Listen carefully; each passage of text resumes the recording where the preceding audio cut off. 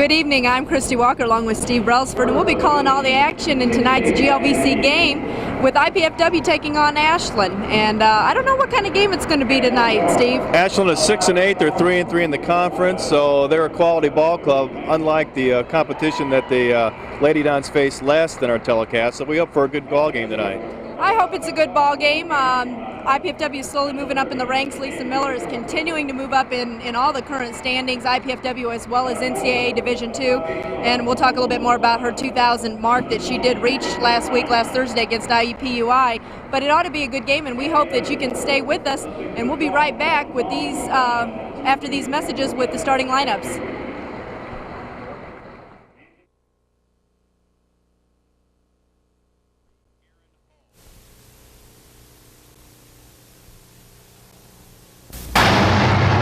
I was going to take a job with an engineering firm in New York. I got a better offer. I'm building schools overseas with the Peace Corps. The pace is a little slower than New York, but here I'm getting grassroots experience I couldn't get anywhere else. The way I look at it, the world can wait 2 years for another 40-story smoked glass high-rise. Peace Corps, the toughest job you'll ever love. Everyone makes mistakes, Matthew. Don't pay any attention to the other children. For this bright 6-year-old, the ABCs have never been as simple as ABC. Where do you go when you're different from the other kids? He got help at a Center for Learning Disabilities. They got help from the United Way. All because the United Way got help from you. The United Way. It brings out the best in all of us.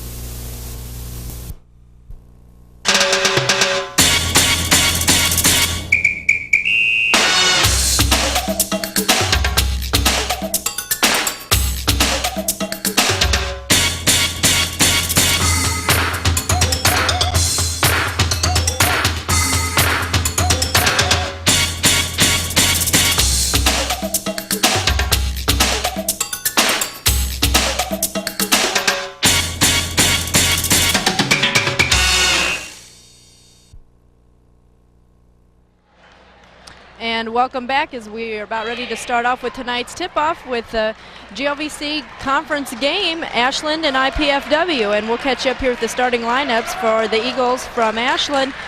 Number 12, Julie Heil. Number 20, Melissa Grimes. Number 30, Andreas Forrester. Number 40, Erin Hall. And number 54, Beth Fetchu. And for IPFW will be Pam Edwards, Shelly Sands, Amy Hogan, Lisa Miller, and Tina Manier. And the normal starting crew. The normal starting crew for IPFW. It should be an interesting game. We've got a 5 sophomore lineup starting for Ashland, so they are a young team, but they've been playing fairly well so far this season, and IPFW controls the first tip-off.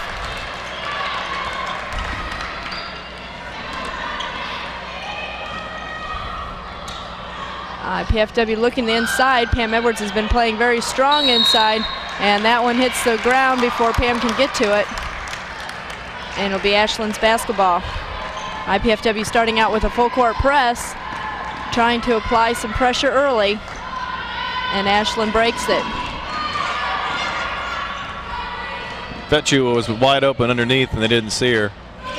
Fortunately for the Lady Dons. And there's a shot up and no good by Beth Fetchu, but the shot gets knocked out of bounds on the rebound, and it'll be IPFW basketball.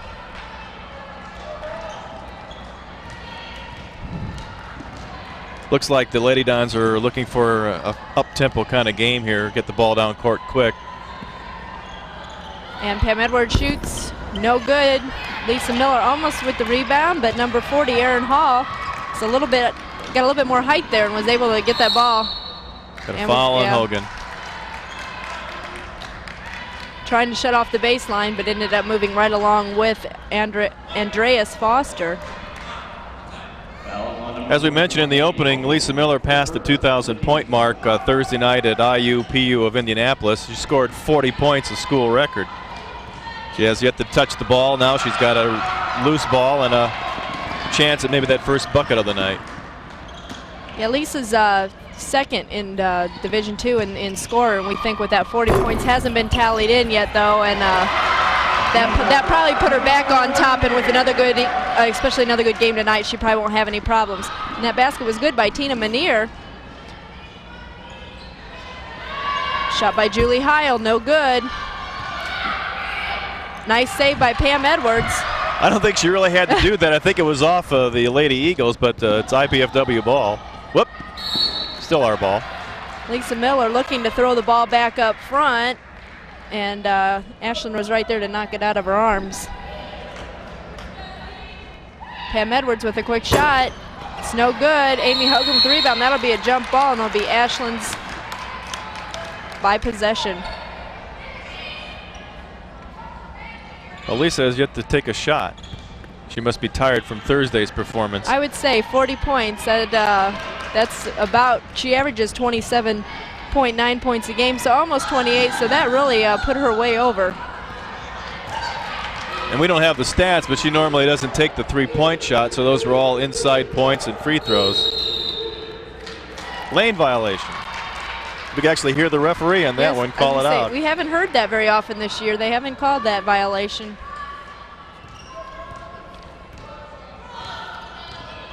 Still 2-0 IPFW.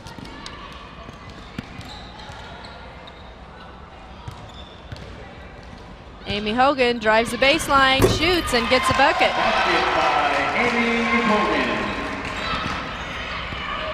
That was kind of a quick shot for Amy, but it's good to see her getting in there so quick on offense this evening.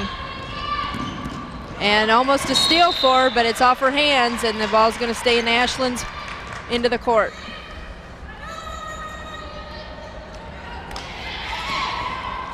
You can hear the players communicating with themselves in the court.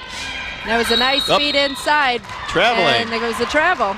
Good defense by Shelly Sands and Pam Edwards on that play. Really just shut off any kind of drive. Yeah, they had her boxed in. I don't think she was going to go anywhere. Not much chance of putting the ball up either, especially with Shelly with her hands on it from the backside. Lisa Miller looking inside, drives, turns, going to take the shot. It's knocked out.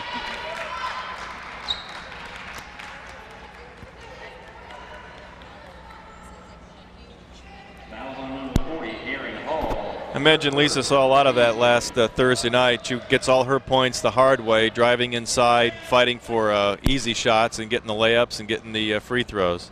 So go to the line for two here as we see the replay. Yep, she got hammered. Big time. And she sinks the first one.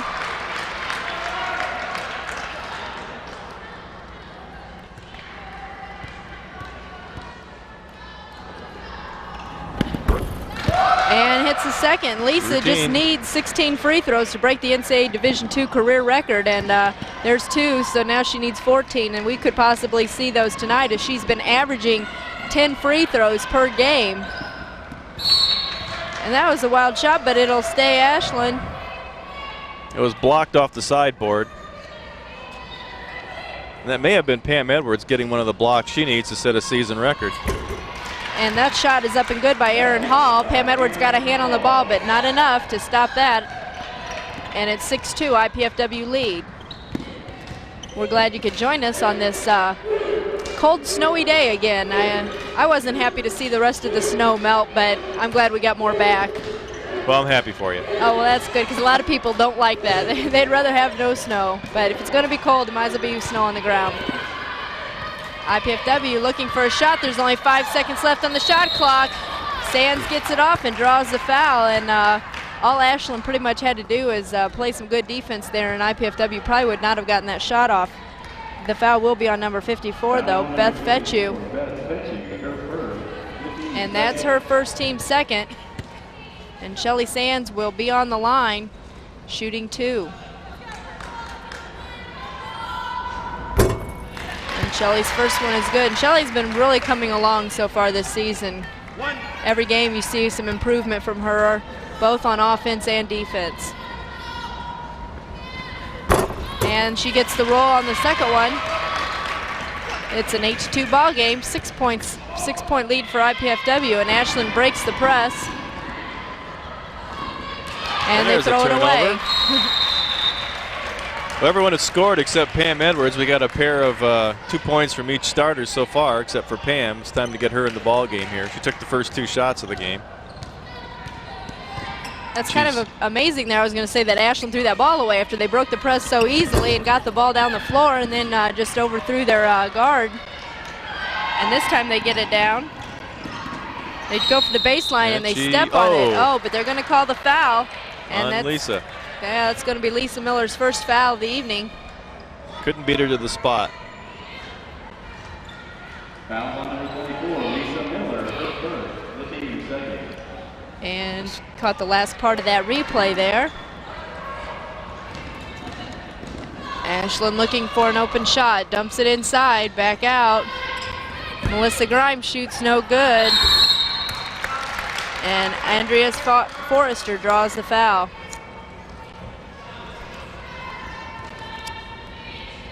That's on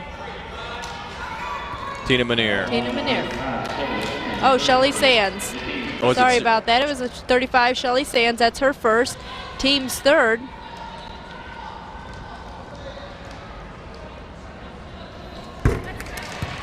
And the first bucket is up and good by Forrester. She averages 8 points a ball game for the Lady Eagles.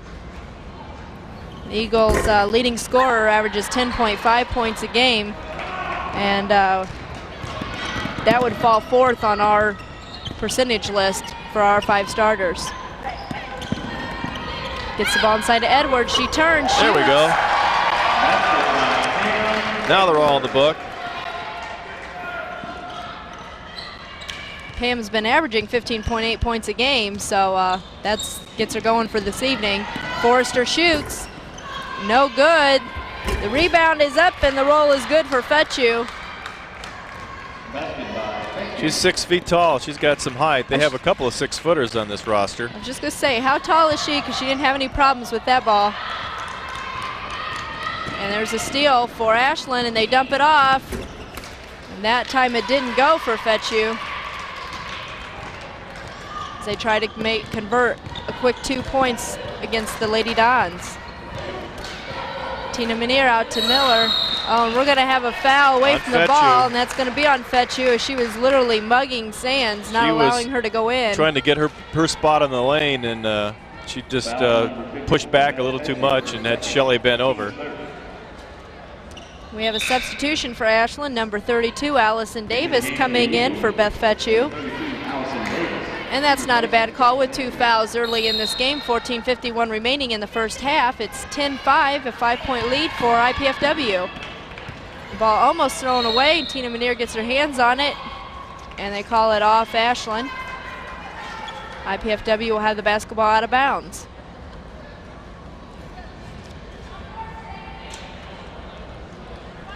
And they had to go get the basketball as it traveled back behind the bleachers there. Some kid thought it was a souvenir. It's going to take it home. Pretty good crowd tonight. Pam Edwards. A little short, and Ashland will have a chance to close this lead. Rebound by Hall, another one of their 6-footers on the floor.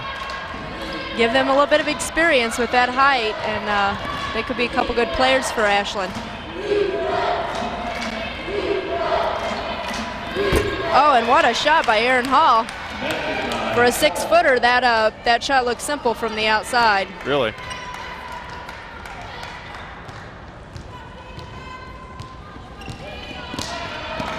And the ball almost stolen away by Forrester as Tina Manier tried to get a pass off to Amy Hogan. Lisa Miller's going to try to get the ball in bounds, and she does. They dump it inside to Miller. She goes through traffic and loses the ball. Thought she got fouled. Either that or was passing to someone who didn't cut.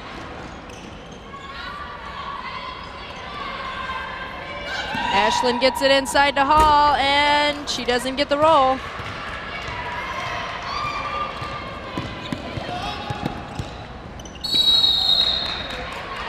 And a foul. And Tina Manier was fouled by number 12, Julie Heil. Looked like she just wanted to dribble inside and pass it back out to Amy Hogan on the wing, but got fouled in the process. Kind of a slow developing game. And there's Karen Linder, the coach of Ashland. There's a, no. I thought sure the ref was going to put his hand behind the head for an offensive foul, but it's on Ashland. And Forrester gets her first foul, and that's the team's 5th foul. So as IPFW racks up the team fouls against Ashland early in this period, they'll be on the line. Oh, they're going to Lisa Miller. Yeah.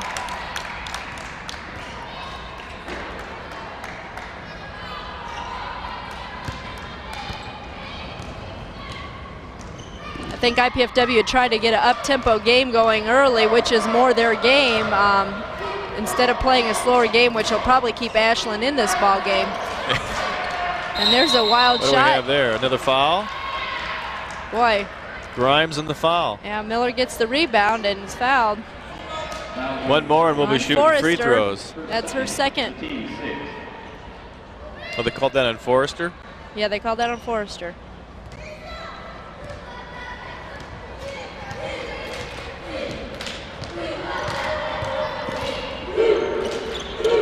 Lisa Miller looks for an open shot, drives and gets it.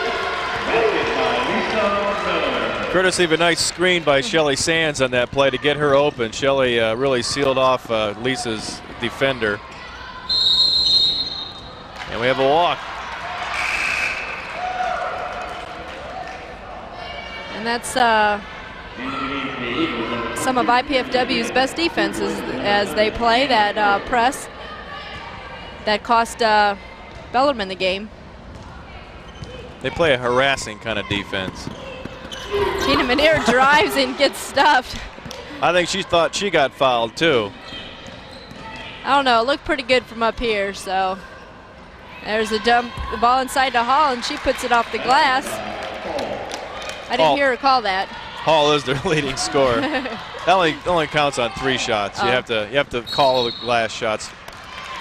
Got a turnover. A traveling call on Tina Manier. She kind of looks a little, I don't even know what to say. Same thing I am. I was a little puzzled by that whole call. I didn't see her drag that foot. Just took one of those little tiny steps when she came to a stop, I think. Oh, a little one. Well, tonight they're probably going to catch those as the pace of this game is a little slower. Notice on the bench, Michelle Conley and Jamie LaRue are both in uniform tonight.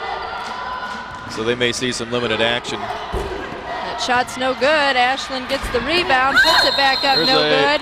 Oh, Edwards about takes off Miller's head as she gets frustrated with the rebound attempt here. And we've got a foul against Ashland, and there was 2 of them on the ball with Edwards, and that foul's on number 32. We're going to see that once again. So the ball comes out front. Pam had good position on the rebound. The shot goes off. It's dumped inside, and there she is. Could have been a jump ball. I'm sure that's what Davis was crying about. Yeah.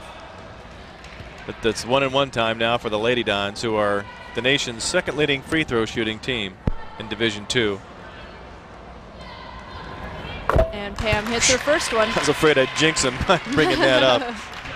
We've had a tendency to do that sometimes this season, or at least it seems like it. I don't think we really do, but every time we mention how well they're doing from the free throw line, we usually have a missed shot. And the second one is good. Well, I'm pretty good at jinxing things. I shoveled the driveway last night, and look what happened. Timeout IPFW. Eileen Kleinfelder just probably wants to sit down with them and try to get this offense together as they only lead by 5 points with 12:10 remaining in the first half.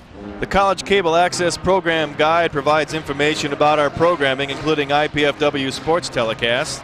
To receive your free Channel 6 program guide, send your name, address, and zip code to College Cable Access Center at IPFW, 2101 Coliseum Boulevard East, Fort Wayne, Indiana. The big long zip code 46805-1499. Or you can just call us at 481-6582. And that zip code's to make sure it doesn't get lost on the way here. The mail system cannot lose it, with that extra added bit. And there's Don, one of the favorites of all the people who come to the games. Don's a good entertainer, and the kids really like him, as well as the adults. There's not really anyone inside him. He's a real mastodon. He's a real mastodon. And they're going to Ashland's huddle there as they come out onto the floor. And Karen Linder can't be too displeased with their players, as they're only 5 points down with 12:10 remaining in the first half. They've been able to get the ball inside and get some shots off and get some offensive rebounds for a second attempt at the basket. So I think that's probably some of the things Eileen Kleinfelder had to say to IPFW. How come they're getting these second attempts? There should be one shot, and you guys getting the rebound. So. And IPFW is going to change to a man-to-man, see if they can't slow that down a little bit. Nice defensive play by Pam there, stepping between Hall and the ball. Looks like they're coming out a little more aggressive on the man-to-man. And Shelley almost got her hand on that inbounds pass. Inside to Hall, she shoots. Basket by Hall. She's got a nice light touch there and inside 3 foot of that basket, and with her height, Edwards is going to have a job to do tonight to shut her down. Oh, Manier wanted the 3-point, but instead she drives and no good. Amy Hogan with the hands on it, and it's going to be IPFW's basketball by possession. Tina's been a little short on her shot tonight. I'm surprised she didn't take the 3. She was wide open, and we spoke about that earlier when I interviewed her, and the coach would like her to take the outside shot, which gives them a little more opportunities inside as well as outside. And if she's shooting from the outside, that opens Lisa Miller wide up. And Amy Hogan shoots it, and they're going to call it 2, so she must have had a foot on the line. Well, Amy can hit the outside shot as well. She's taken a few 3-pointers. Ashland tries to drive the baseline, but Edwards shuts her off as they go back to the man-to-man, and Pam gets the rebound. Ashland bench a little dissatisfied with that. I guess they thought there was a foul there. Lisa Miller shoots, and that's a little long. An unusual shot for Lisa. I think Lisa expected to get fouled at some point in that shot, put it up real strong. Loose ball, oh! Lisa Miller. That was unfortunate. And Amy Hogan collided there, which gave Hall the basket. Fortunate no one was hurt on that sequence, because Lisa had the ball cleanly for a steal. And she goes to throw it to Sands and gets her own pass back, and then she literally nails Shelley. Shelley was going in for a rebound. And there's a basket good by Kimberly Bibb. Oh, I'm sorry. That's Allison Davis. Might help if we say the right player. And I tell you what, it's only a 1-point ball game with 10 minutes remaining. It's 16-15 IPFW.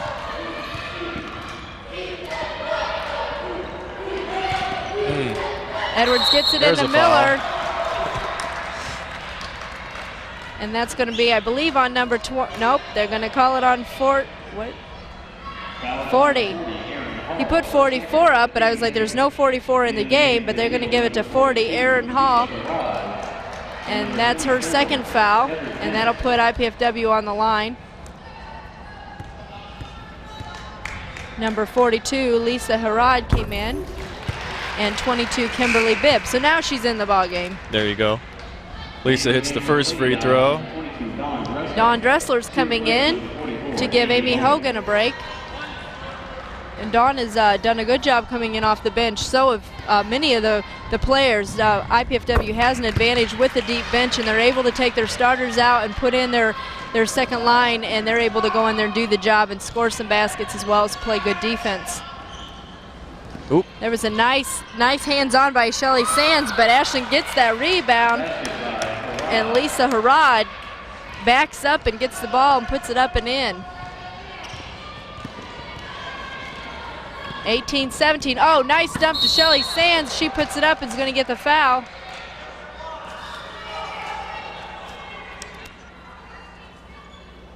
And that's on 32, Allison Davis, her first. Oh, her second. Gosh, I better wait. I better wait tonight on those calls. I'm not even sure who some of the players are in there for Ashland. There's a number on the floor that I don't have on our score sheet, number 24. You're correct. It's probably like a game in the past where it's just wearing a different uniform than. Could be. It might be Bates. She's the right height to be Natalie Bates. Sands gets that free throw. IPFW half-court press and gets a steal. Nice pressure by Tina Manier and Shelly Sands. And see if they can convert and get 2 points on the board. Dressler down to Edwards. She turns, drives the lane, goes for a shot, gets the ball knocked out of her hands, and the ref called it a clean block. Oh, a technical on Eileen Kleinfelder. Well, she said something, although she was denying it, denying all knowledge of it. Technical foul assist to the IPFW bench. And we'll have Melissa Grimes will be on the line. She averages 6.4 points a game. And she does not make the first one. As the crowd for IPFW is yelling rather loudly to try to make sure that they can help out Eileen and not allow her to get those, but she does get the second. And once again, it's a 1-point ball game. Actually, it's, oh yeah, that's right. I'm having trouble reading one of our scoreboards over here. And Ashland will get the ball out of bounds with a chance to actually take the lead, I believe, for the first time in this game.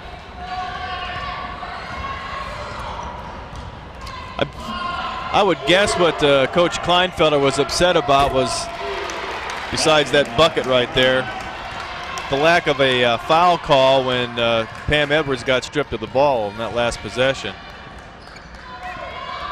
That would probably be a pretty good guess. And there's the dump There inside we to go. Edwards. And there's an opportunity for a three-point play, and that'll spark up the Lady Dons as Edwards shows some enthusiasm on actually getting the bucket to fall. And we're going to see that one more time. The ball's dumped Great inside position by Sands. And the foul was on number 24, and I didn't Bates? listen. Yeah. We're going to call her Bates. And Edwards converts the three. It's back to a 2-point ball game for IPFW, 8:31 remaining, and Sands gets another steal, but the ball goes out of bounds, and they're going to give it to IPFW. Sands playing very tough on that half-court pressure and has forced 2 turnovers here in the last few minutes of this ball game.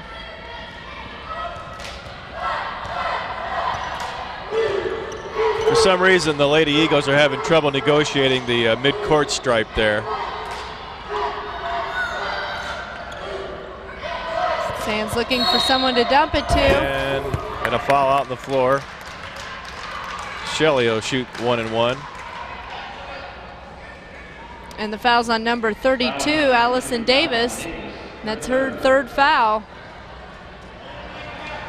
And Ashland's going to ask for a timeout as they have to sit down and talk about this a little bit and figure out what's going wrong, as they've had a couple opportunities here to get back on top of this ball game, and IPFW has denied all those efforts.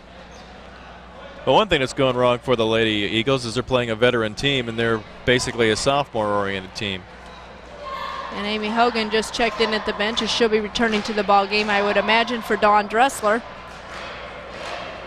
And there you see the IPFW Lady Cheerleaders and Donettes, as they've attended, I believe, almost all of the home games for the Lady Dons, and it's well appreciated by both the basketball team and the fans.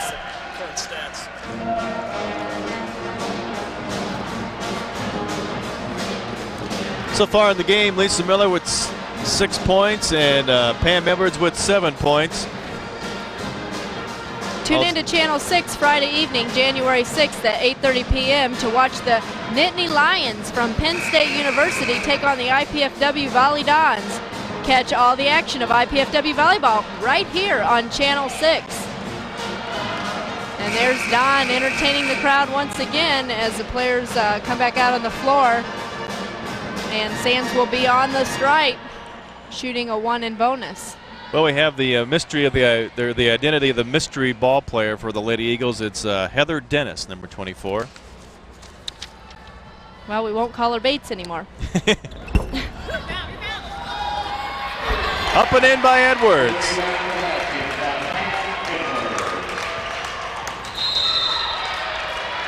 And there's a double dribble call on Ashland. The pressure once again from IPFW forced another turnover. And it was Heather Dennis, our new player. And I'm writing that name down there for a second so I'll remember who she is. She's coming out of the game, so don't worry. And number 50, Melissa Wilson, will be checking in for the Eagles on the next break. Lisa Miller drives the baseline, shoots. Whoa. In and out. Too much spin. The Lady Eagles with the rebound. And they nice try the defense baseline. by Pam. Check it in back out front. Harad drove the lane and scored there. She did a good job to get that ball over Pam Edwards' outstretched arm and put it up on the rim.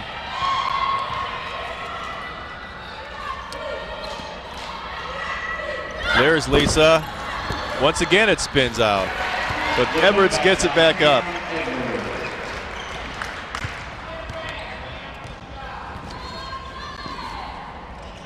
And that last little message we ran you as far as the volleyball game, that will be on January 31st. And I think I should have known that because I think I said January 6th and we're already past that date, but it didn't catch my eye, and that'll be on the 31st, not the 6th, because otherwise that would be next year. Right. 26-22 the score here. Oh, Tina Manier is going to get the foul. Julie Heil is trying to drive the lane and succeeded in drawing the foul. That's Tina's third foul, so I would guess she'd be coming out here in a moment. It's her first. Okay, they it's her just first didn't change foul. the ball, and we're going to see that one more time there. Sometimes they're a little slow on taking off that the last player's foul, and if you're not paying attention, sometimes it's hard to tell. And there you got a better angle of that foul. Manier got her on the arm. And Heil hits the first one, and the second one is good. It's back to a 2-point lead.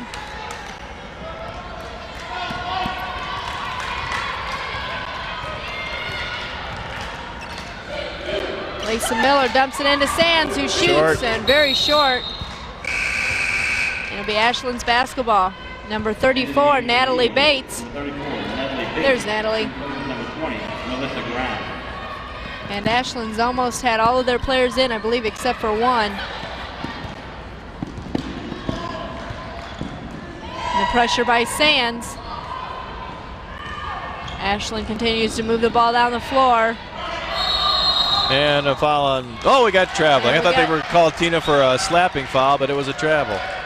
I'm just trying to give Tina a lot of fouls tonight, and I don't know why. I don't know why. I guess to find out if Jamie LaRue is going to be back in. Yeah, we want to see if Jamie can play. We can't see her arm. It's got a wrap on it, a cast on it still. She probably will not be in this evening then, but that would be Perkins that will come in. And 3 points by Hogan. Long three, it was no good. Lisa Miller with the rebound. She's going to take it herself, drives the lane, and she walked. As her first intention, I believe, was to put the shot up, and when she decided to pass it off, she took a step, and it already stopped her dribble. For some reason, the Lady Dons having trouble finding the range tonight. Trapping defense still working.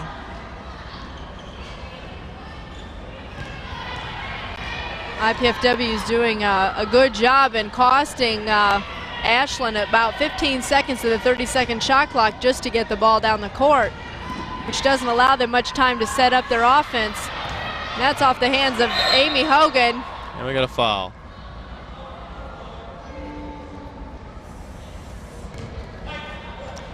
Amy Hogan will draw the foul. I won't speculate on what number of foul it is we'll for see her. this once again.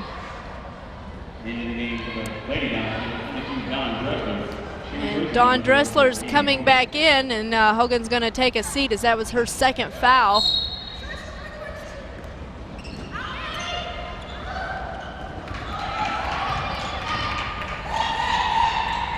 Edwards applying a lot of pressure there. 3-point Physically shot. and vocally. No good. Edwards with the rebound. Oh, it's one arm strong rebound. Showing her aggressiveness under the basket. I don't think I would want to have to play against her because she plays mean ball underneath. She asserted her presence there. There's a foul. Lisa's hit the deck on almost every one of her shots inside tonight.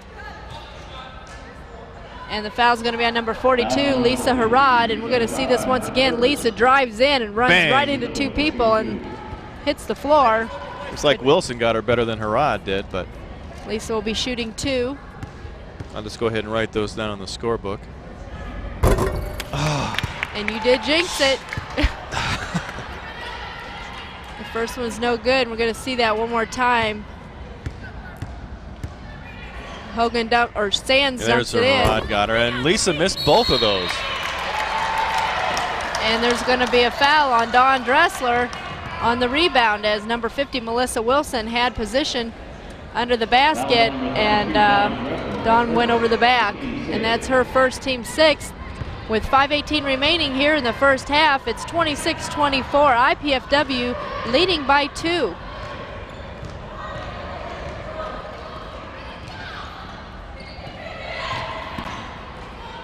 Ashland being shut off. They go for an outside shot, and that's a 3-point shot. Good by Kimberly Bibb.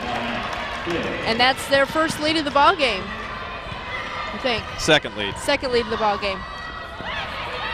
They led 20-19 for a brief moment. Sands takes a shot and gets it, and there's going to be a foul, and it's going to be a 3-point possible play for Shelly Sands, and the foul's going to go on number 50, Melissa Wilson, and we almost were going to see that again. Shelly's been working hard tonight, has 5 points, looking for number 6. Shelly will get 1 attempt from the stripe and doesn't make it. IPFW as a team with a high shooting percentage, not showing that in the last few times of the line. That's 3 straight free throws we've missed. Ashland looking inside, but IPFW is being successful at shutting off the lane and forcing the outside shot. But there's the offensive rebound by the Lady Eagles, and they're going to get another chance.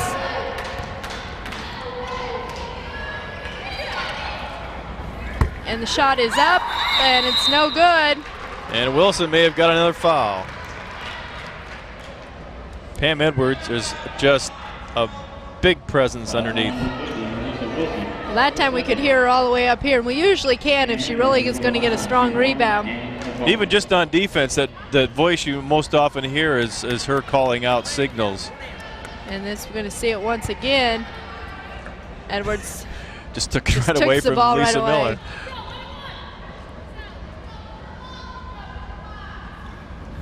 And she sinks the first one. Gives IPFW a 2-point lead. And there's Eileen Kleinfelder giving Amy Hogan a couple points of advice before sending her back into this ball game. And the second one is good, and Amy's going to come back in for Dawn Dressler. And suddenly the Lady Dons are back up by 3, make it. 4:10 remaining in this first half of play. And the pressure's on. And Sands is applying a lot of pressure. And we got a illegal pick called on number 42. Lisa Harrod. And we're going to see it once again. She picked off Tina Manier. I didn't quite see what she did, but she dropped her arms and walked away. We will have a chance to look at it out here maybe. Just shoved her, I guess, or wasn't set.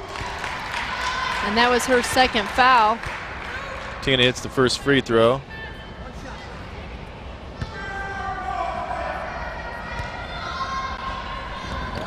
There we go, our free throw eyes back.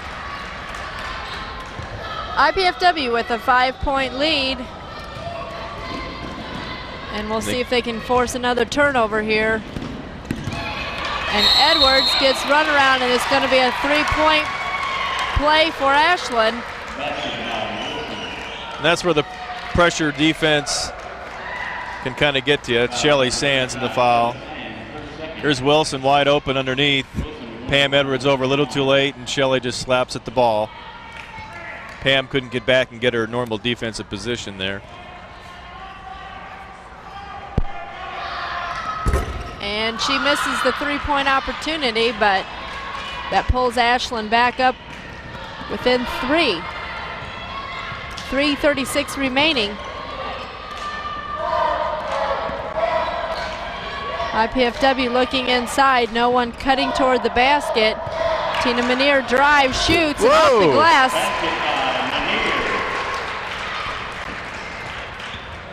A running one-hander off the glass.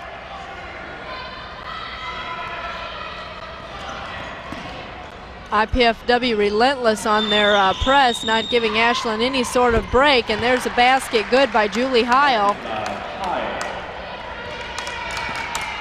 Lady Eagles refuse to go away.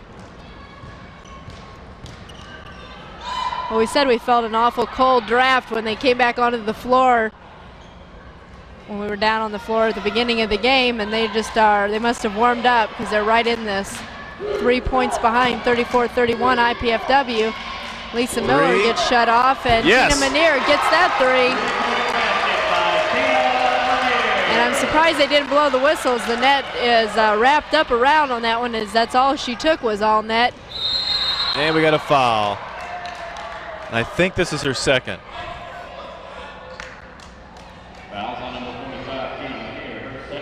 And it is. Let's take a look at this last play on defense. Whoop, there we saw it. They want to take care of that net, because if IPFW gets a quick rebound, we're going to see it one more time here. There we go. We have some new replay angles tonight. Eileen with some instructions for her Lady Dons. Julie Heil, one of the at least five sophomores on the squad.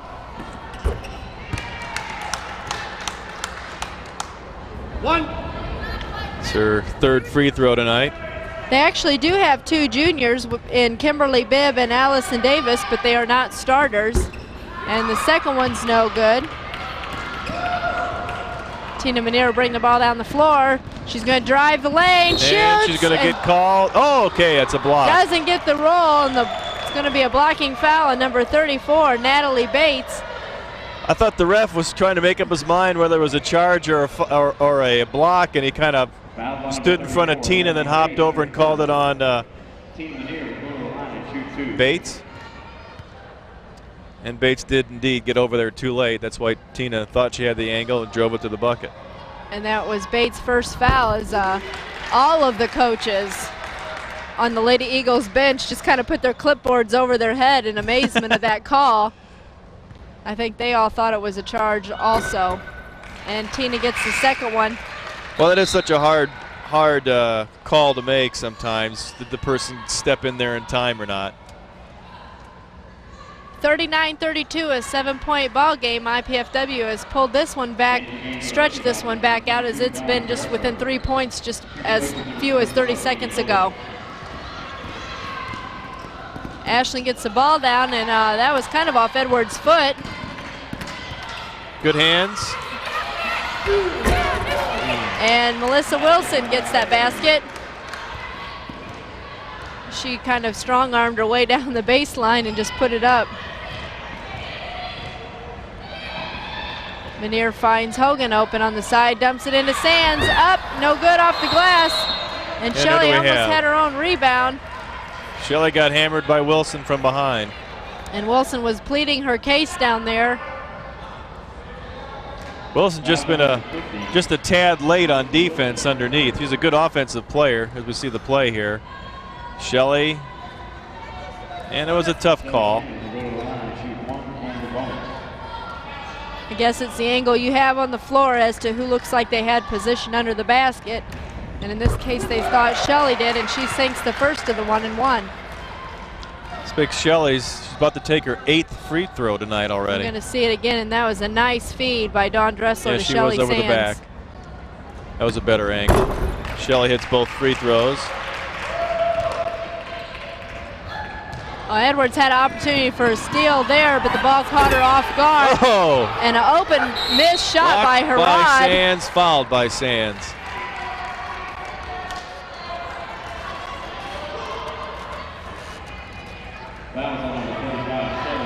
That's her 3rd foul. We're going to see it once again. Ashland brings the ball down quickly. Harrod misses the shot. And they didn't block her out. And Melissa Wilson just drove in and had the inside spot. And Sands tried to reach around.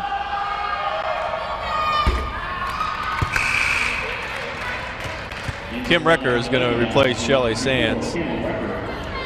Sits down with 7 points and 3 fouls here in the first half. 41-34 IPFW, 1:39 remaining. And Ashland closes it back down to 6 points.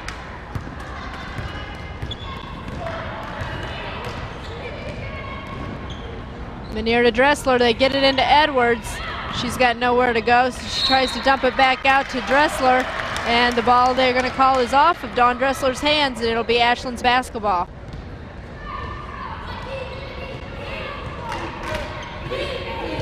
.123 left.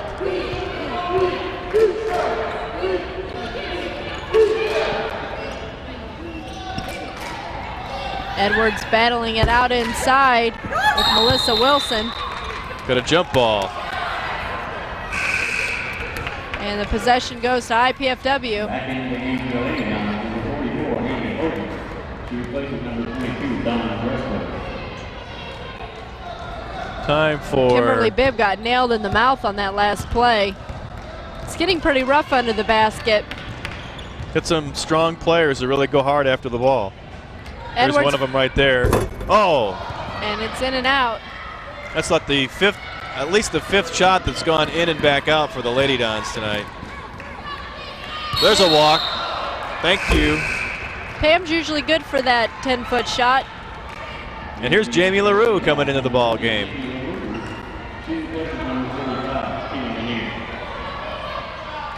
Cast and all on her injured arm, a ligament problem. But it's healed well enough so she can play. In fact, that wrap may be more protective than needed. Hogan gets it into Recker, who finds nice feed to Miller. Nice feed by Kim Recker. Miller cut the baseline. That's the Lady Dons' biggest lead of the night, 8 points. And the rebound to LaRue. Gets a rebound. She's okay. I think glad to be back and playing. She had to sit out around 2 weeks, and that can get on your nerves. Edwards. Pam can't believe she couldn't get the ball up there.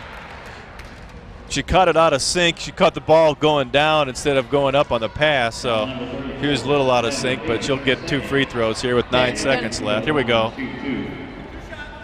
See, she had to bring the ball down and go up. If she could have caught it and then just kept on going up, she'd had a 3-point opportunity. That foul was on number 34, Natalie Bates. And Edwards gets the first free throw. And Edwards wants to know what Kleinfelder filled in with LaRue.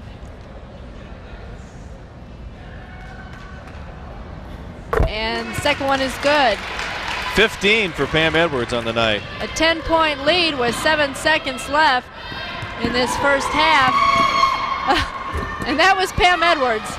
Oh, that And counts, the basket's going to count by number 50, Melissa Wilson, and she cuts it to 8, and they'll go in at halftime, and I'm sure both coaches will have a lot to say to the teams just to try to get some really strong offense going. It's just kind of been in and out and here and there, and it's an 8-point ball game, well within.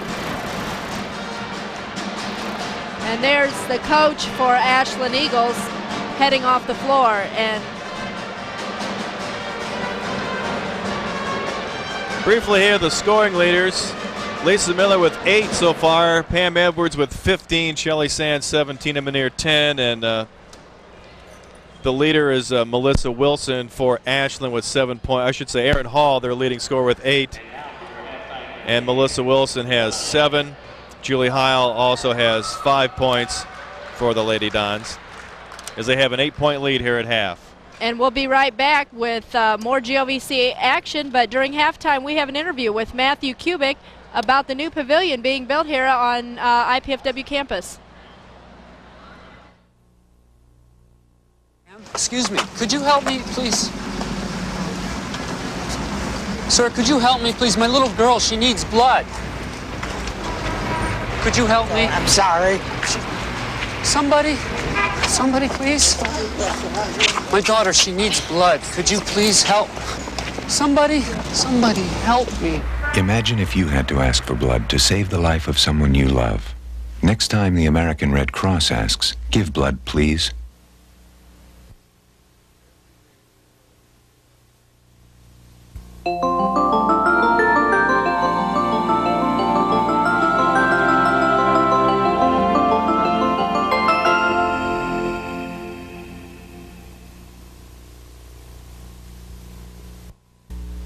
If you think mathematics is all in books you left behind in high school, it's time to think again. There's a new and vital mathematics in the world today, and it's at work in every area of our lives. It enables us to manage more effectively, with better routes, efficient schedules, and economical use of resources. It gives us control over the quality of our products and confidence in new ways to care for our children. It helps us understand the patterns and shapes of geometry as they occur in nature and in art. It makes possible every one of the amazingly diverse things that computers do. It helps us find fair ways to make group decisions and holds out hope for new ways to resolve conflict. Find out how the practical side of today's mathematics is affecting your life. Watch for All Practical Purposes.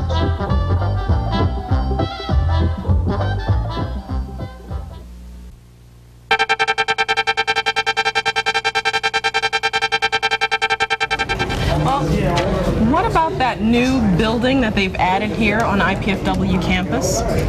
With the many additions to IPFW's campus, it is refreshing to know that not all structures are going to be used to give students more work.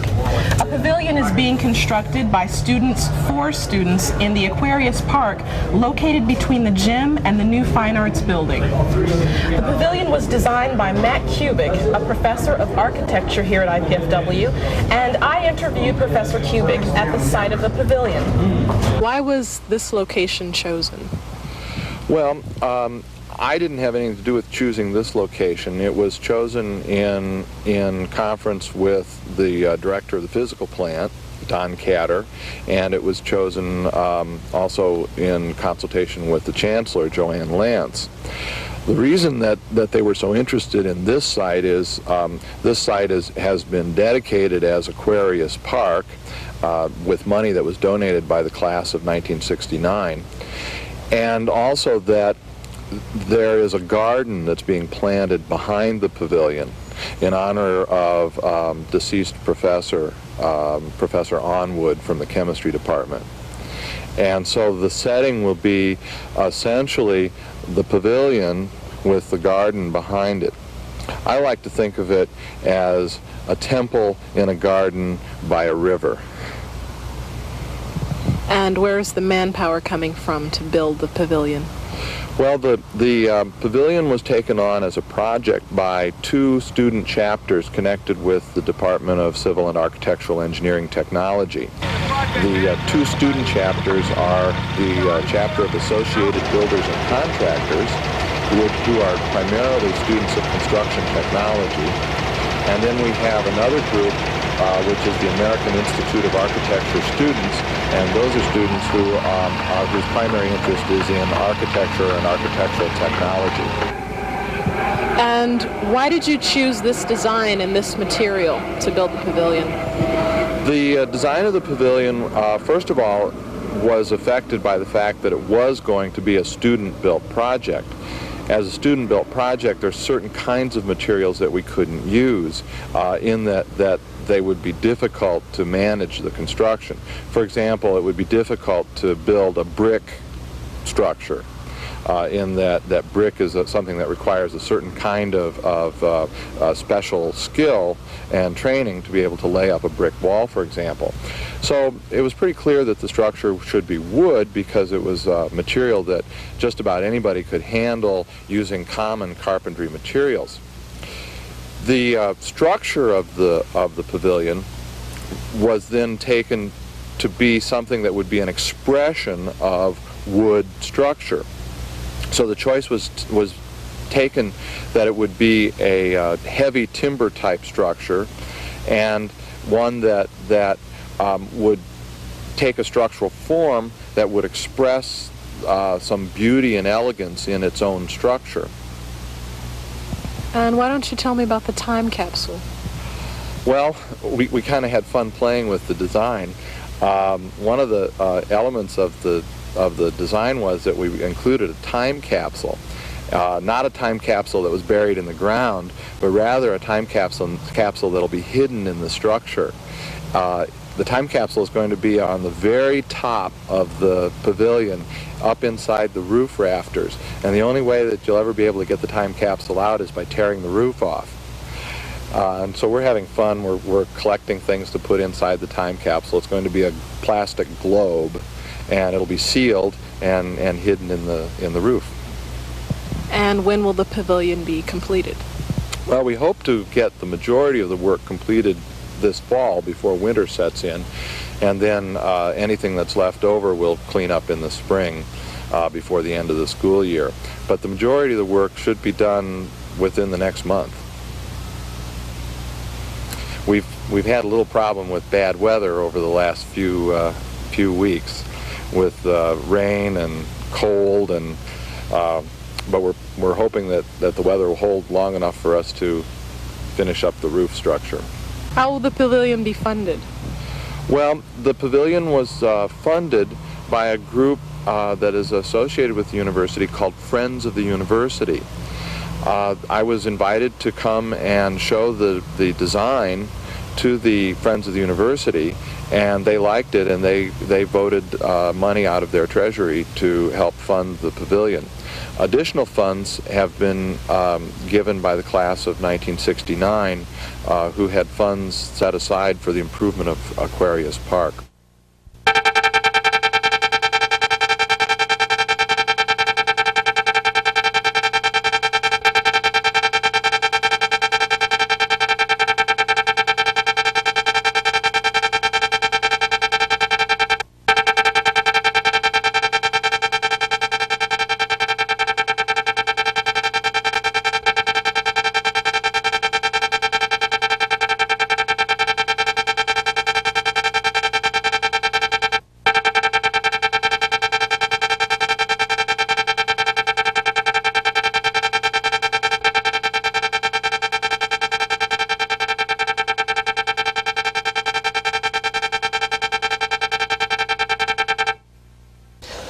Hi, I'm Dave Hilbert, IPFW Sports Information Director. Tune in every Wednesday night at 7 p.m. to IPFW Coach's Corner, where we'll visit with both the IPFW men's and women's basketball coaches. We'll show game highlights, talk about upcoming games, and we'll occasionally visit with players.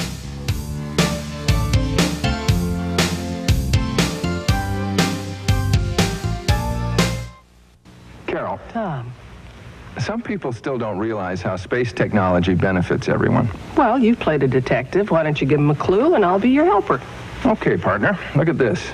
Without warning, hurricanes can take a huge toll in lives and property. But with space satellites, we now have ample warnings. And thousands of lives have been saved. Hey, Carol, we're a great team.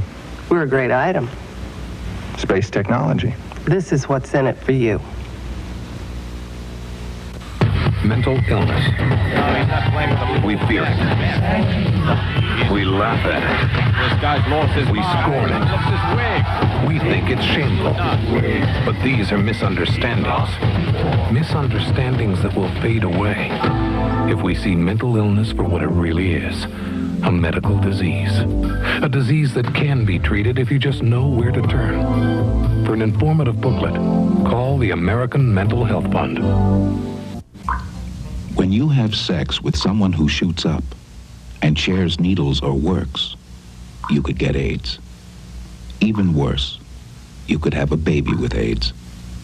Have the AIDS test first, before you get pregnant. Don't have a baby who's born to die. Get into drug treatment. Call 1-800-662-HELP. Stop shooting up AIDS. A lot of my friends have already retired.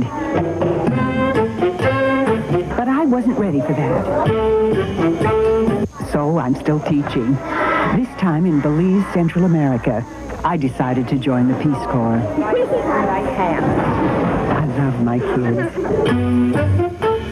And the way I figure it, I have the rest of my life to play cards. Peace Corps, the toughest job you'll ever love.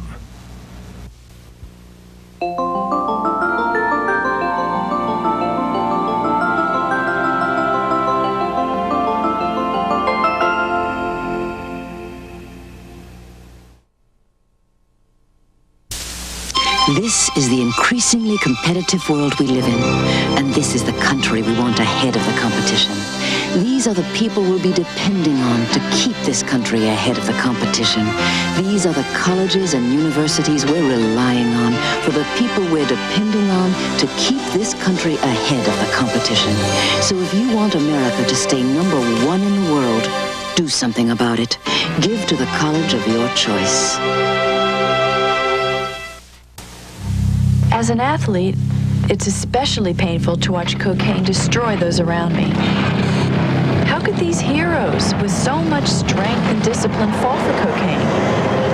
They thought they could control it. That's the big lie. No one controls cocaine. So don't blame them. Learn from them.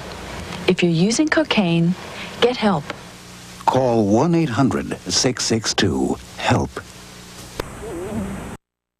And welcome back to the IPFW Mastodome. It's 45-37, IPFW's lead after the first half. And Steve, I don't know, it's just been, you know, a really slow-paced game, and the points are on the board, but, you know, there hasn't been a lot of enthusiasm on IPFW's side as well as Ashland's, although they're in the ball game. And IPFW came out really early after the first half, and that's surprising because they usually don't come out till about the 2 or 3 minute mark. But they came out to shoot a little bit, I think, to try to get their offense going. We can look at the halftime stats here. Both teams shooting almost on par. The Lady Dons are 12 of 25 for 48%. The Lady Eagles are hitting 15 of 36 for a 417 clip. Turnovers in the ball game, 11 turnovers for the Lady Eagles, only 9 turnovers for the Lady Dons. Leading scorers as we had them at the break, Lisa Miller with 8 points, Pam Edwards with 15 to lead the Lady Dons. Shelly Sands with 7, Tina Manier with 11, Amy Hogan with 4 points. For Ashland, Erin Hall leads with 10 points, Melissa Wilson with 7. Julie Heil has 5, Lisa Herod 4, Allison Davis 2. Kimberly Bibb with 1 3-point bucket. And Melissa Grimes at 3. Beth Fetchu, their 6-foot center, with only 2 points. There you see the scoring leaders in the game. Free throws, that's the difference in the ball game. The Lady Dons have hit 20 of 25, while the Lady Eagles have been to the line only 11 times, and they are 6 of 11 as we see. The 3-point shot, not much of a factor in tonight's ball game. Each team has 1. The Lady Dons have only taken 2. And normally Tina Manier takes those shots for the Lady Dons. And the rest of the stats, the rebounds are fairly even. The Lady Eagles out rebounding IPFW by 1. 2 block shots in the game, one of those by Pam Edwards, so she now needs 3 to set or to tie the school record for a season of block shots, the record being 20 block shots.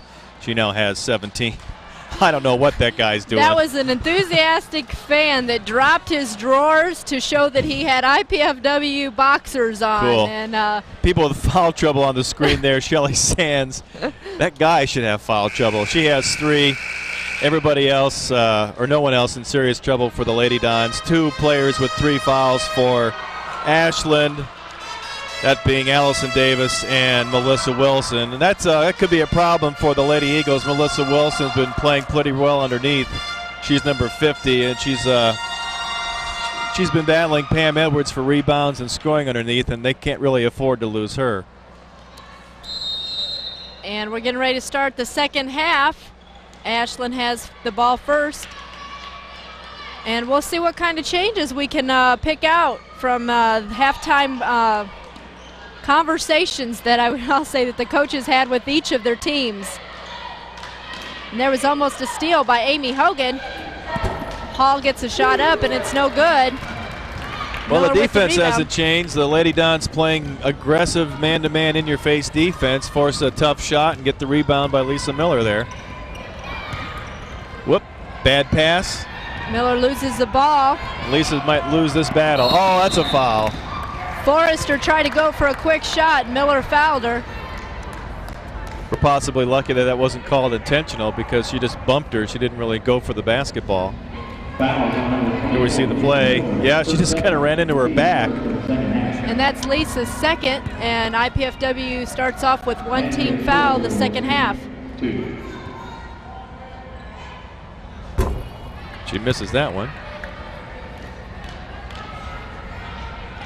We're going to see that one more time from the different angle, and that's much appreciated tonight as we've gotten a couple angles on each of our replays, and a lot of times it's worked out where we could see the difference on that other angle where we would have missed it just on the one. So that's to all of our fine work of our people that are behind the scenes.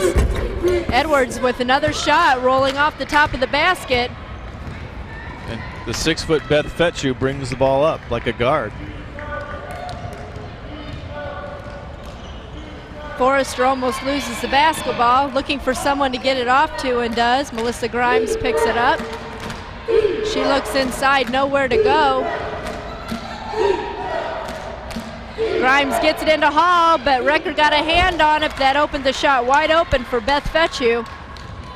Only her 4th point tonight, but it cuts the lead down to 6.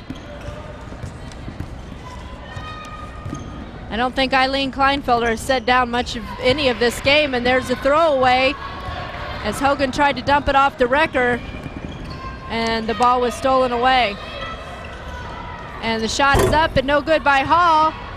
Lisa Miller is fighting for the rebound, and it was off the hands of Ashland.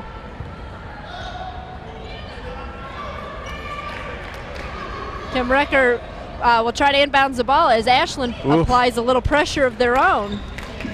And they get it down court to Lisa Miller, who drives the lane, shoots, doesn't get the roll. Edwards with the rebound, up and no good, and she's going to get it up again and still no good. Miller with her own rebound, up and in, and there's a foul on the play, and Melissa Grimes is standing there saying, my hands were nowhere but straight up. But once again, the official sees it the way they do, and thought we were going to get a look at that for a second. It's kind of funny. Pam gets 2 hard-fought shots up. They don't fall in. Lisa Miller gets the rebound, puts it up, and she draws the foul. Lisa closing in on another record, sinks that one. And IPFW has a 9-point lead in this game. She's got 7 free throws tonight. She's made 5 of 7.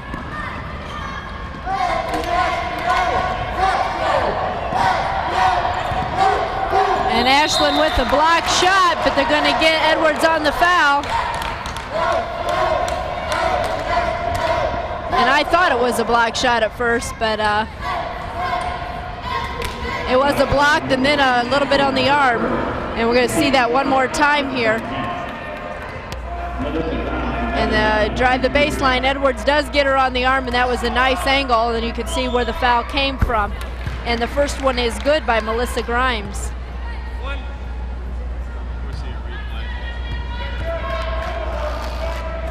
And the second one is good, and it's a 7-point ball game. IPFW lead. Lisa Miller goes to drive the baseline and is going to draw the foul, and that's going to be on number 20, Melissa Grimes. Be a Lady Don ball out of bounds. And you'll Here see we see Lisa the play once taking again. it down. And just a simple shove. Lisa Tina's finds wide open, couldn't get the shot off. Oh, an alley-oop.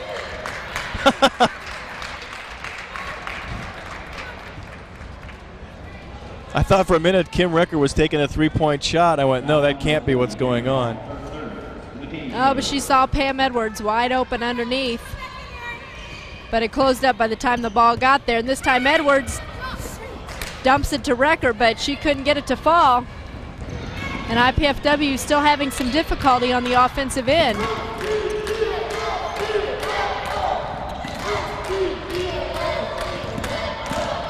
Grimes with nowhere to go. Get it off the Hall. She shoots over the top. And once again, Lisa Miller with the rebound.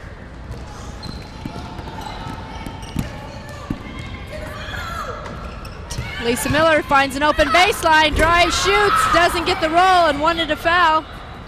And Eileen has a few words for the ref as he goes by. And they go inside to Fetchu. She turns, and no good. Edwards with the rebound. 3 Lady Dons there for the rebound on that shot. When Fetchu takes a shot out from far out like that, there's no one there to rebound for the Lady Eagles. Edwards drives around, and Fetchu's going to get the foul. And she tried to close off the baseline. That may be her third. And that is. Here we see the replay. Bang. Pam Edwards shooting 2. She's been to the stripe a lot tonight too. And she misses the front half of that, but luckily it was a 2-shot foul and not a 1-and-1. We see the play again. From the upper angle.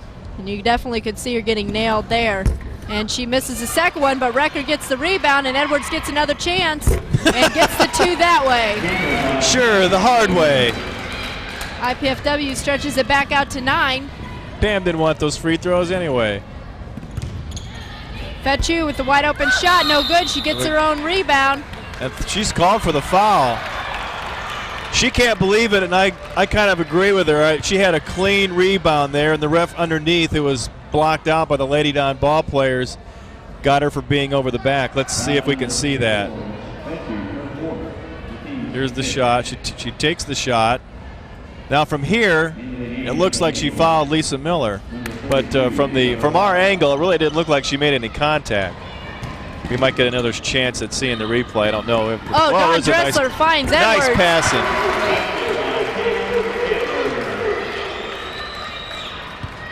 Broke the pressure easily that time. Now the Lady Dons have their biggest lead of the game, 11 points. Ashland shoots a 3. It's no good. And it's going to be off of Lisa Harrod, as she checked back into the ball game along with number 22, Dawn Dressler, for IPFW. And Tina Manier is going to bring the ball down the floor for the Lady Dons. Dressler tries to get it inside to Edwards, and they're going to call a foul on Harrod, and I'm not sure. It just looked like basically she knocked the ball out of bounds, but... Well, that's okay, but if you whack the player, it counts as a foul. Well, that's Harrod's... I think we have a timeout here. Third foul. Here's the replay. There's Pam in the middle of your screen. Oh, nope. Yeah, she just got hammered from behind as Harrod tried to knock that ball out of bounds. Also, Pam got hooked by the defensive player before that, but that wasn't called. And we'll be right back for more GLVC basketball action right after these brief messages.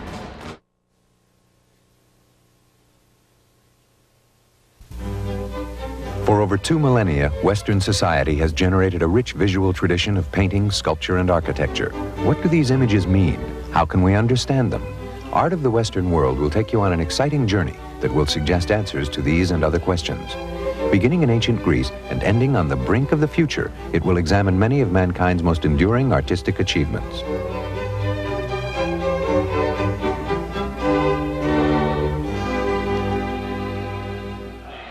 And we're we're back to IPFW, and they have their largest lead in the ball game by 11 points, 52-41, and it's 15:43 remaining yet in the second half.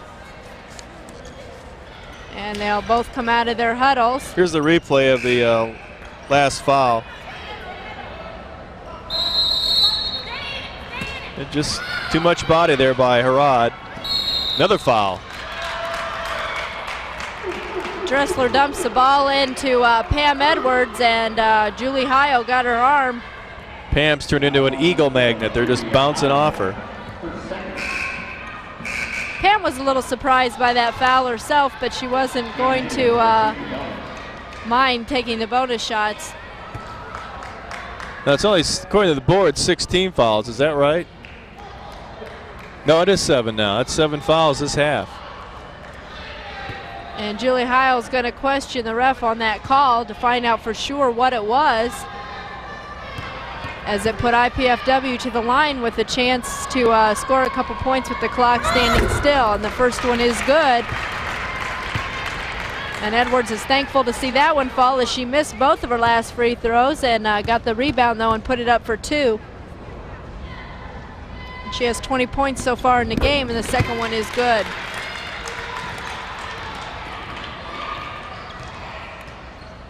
Half-court pressure by IPFW, trying to force another turnover for Ashland, but they get the ball over to Heil. She drives, shoots, doesn't get the roll. And Recker on the rebound foul.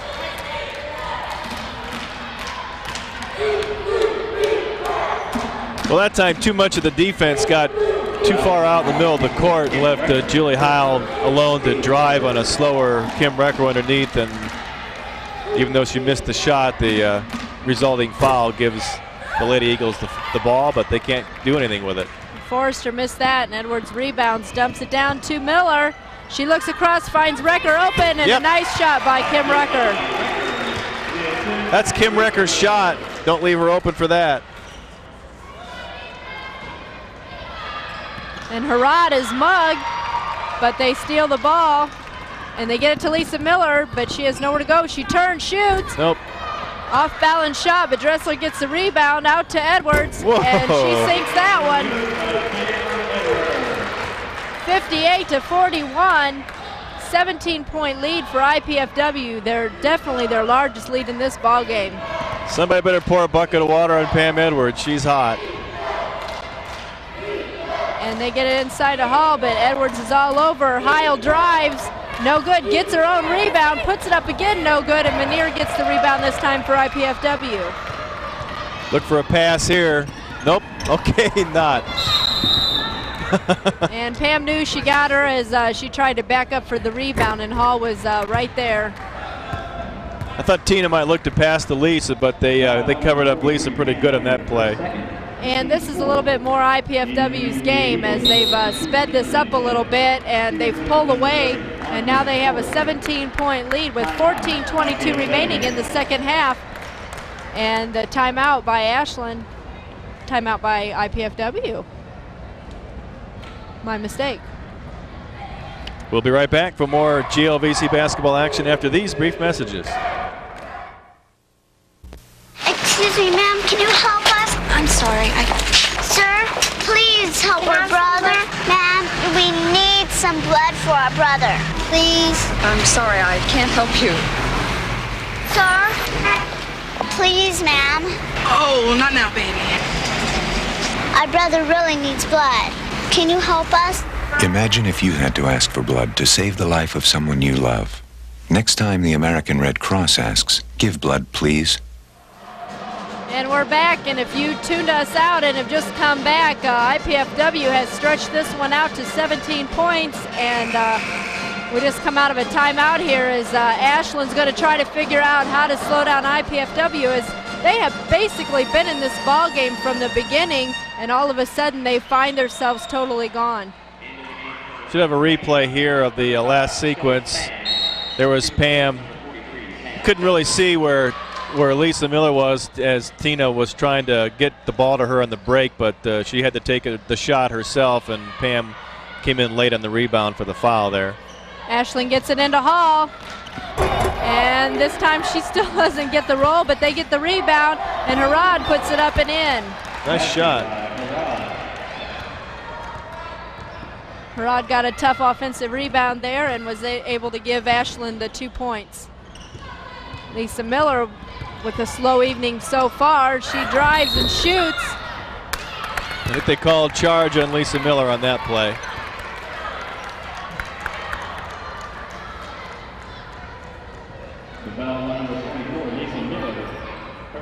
And that's her third personal foul, team's fifth in the second half. And Lisa's just having a hard time getting going, but I guess that comes after a good game against IUPUI where she scored 40 points. Yeah, we were hoping she'd score only 15 and break the 2,000 point mark tonight, but she's having the kind of night today we wish she'd have had Thursday. And IPFW's Kim Recker gets a foul, and that's her second foul. And we've got Amy Hogan coming back into the ball game. Lady Dons run a good run there for a bit, but the couple timeouts here have suddenly slowed them up. They get it inside to Hall. She turns, shoots, and gets the basket.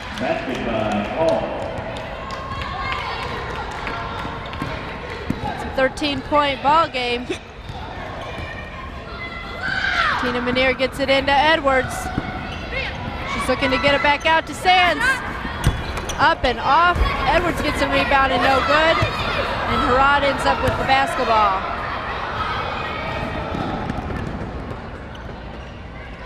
Ashland gets it into Hall, and wide that's open. A nice short shot for Hall. That's a second quick basket there for Aaron, and the game is once again down to 11 points. 14 for Hall. Yes, Amy Hogan. That'll help to get Amy Hogan with a hot hand on the outside.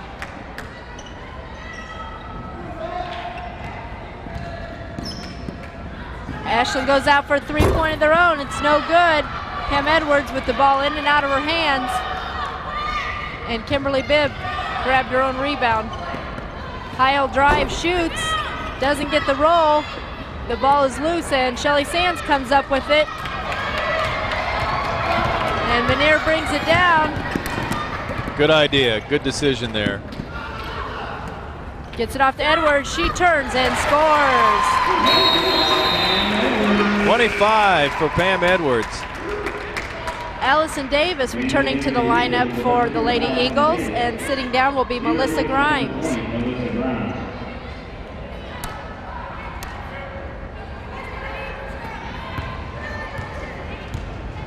And Karen Linder, the Ashland coach there, just trying to get the Lady Eagles going. Heil stops, shoots, no good. Tina Manier with a fast break, brings it down, drives, no good off the glass. There. And we got a good carry. defense by Shelly Sands, forced that turnover. Tina, these last couple breaks, just hasn't been able to get anything to go off the break here. She would have been wiser, I think, that last trip just to pull it back out and let the rest of the team come down. Just a little off on her shot tonight. Amy Hogan inbounds the ball.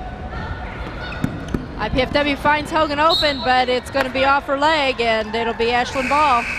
Nice cut by Hogan, but the pass was a little low, and Amy couldn't get down to it. She had a good cut to the basket.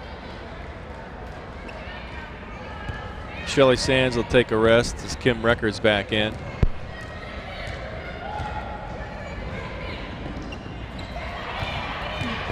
Heil finds the lane, passes it back out. And the three-point shot up and good by Kimberly Bibb. Bibb's foot was on the line. They call that a two-pointer. She replaces number 44, Amy Hogan. It's a 62-49 ball game, 11:19 left.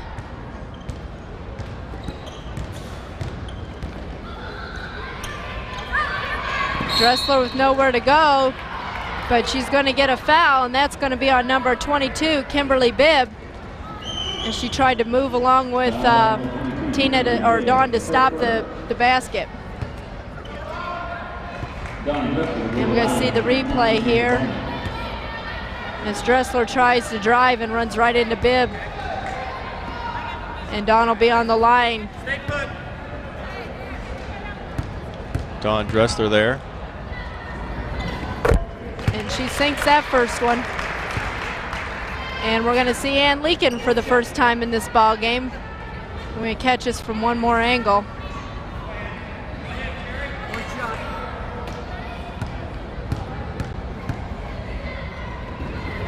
And the second one is good. And this time Ann Leakin will be coming in for Dawn Dressler.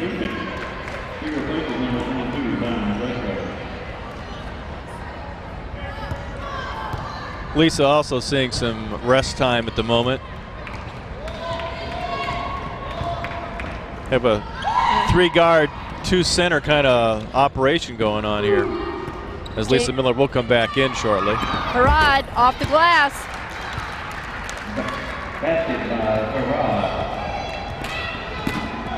The Lady Eagles staying within striking distance, but seemingly not in the ball game at the same time. I think Kim Ricker thought she got fouled on that play, but the ball just actually rolled off a Lady Eagle out of bounds. So she just kind of gave up on the play.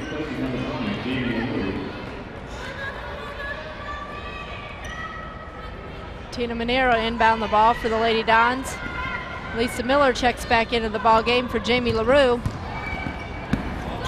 And the shot's off by Manier. Fetchu over the back of Ann Leakin. That may be 4 on her. Okay, it wasn't even on Fetchu. Here we see the replay. Okay, I was just misidentifying Fetchu. That was Davis. And that is Allison Davis's 4th foul. Had the wrong player, but the right number of fouls. Leakin with the missed free throw. Ashland with the rebound. They try to bring the ball down quickly. Heil looks for the open lane. It's not there. She gets it out front to Harrod, who runs into Edwards with nowhere to go. Heil finds an opening this time, and she's going to get it as Manier tried to cut in to stop her. And Tina wasn't real satisfied with that call, as that is also Here we see it. her 4th foul, her 3rd foul. She just couldn't get to the spot in time, and Heil got there and got the shot off. Julie Heil will go to the line and shoot 1 and shoot 2. See it again. Just a step slow on that particular play.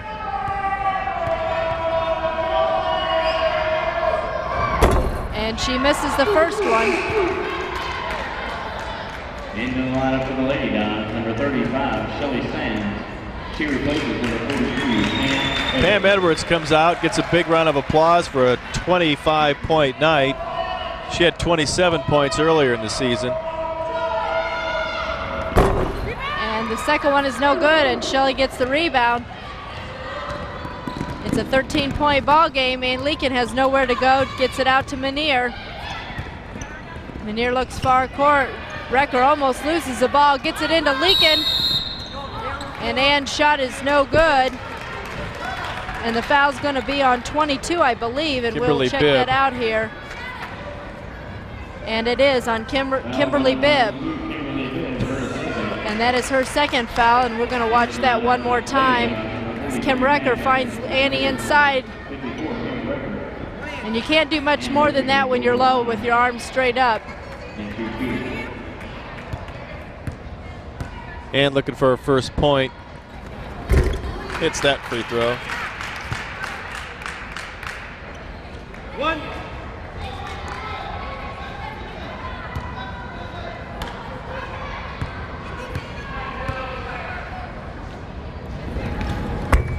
And she hits the second. 10:03 remaining. It's back up to a 15-point ball game for IPFW.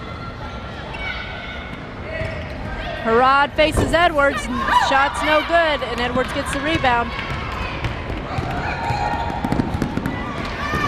Manier finds Ann Leakin. And Ashland's going to ask for a timeout as IPFW stretches this one back out to 17 points with 9:41 remaining. Much better finish on that fast break. Here's a schedule for our Channel 6 Sports tape replays. Tune in to Channel 6 every Sunday evening to see tape replays of our live sports productions.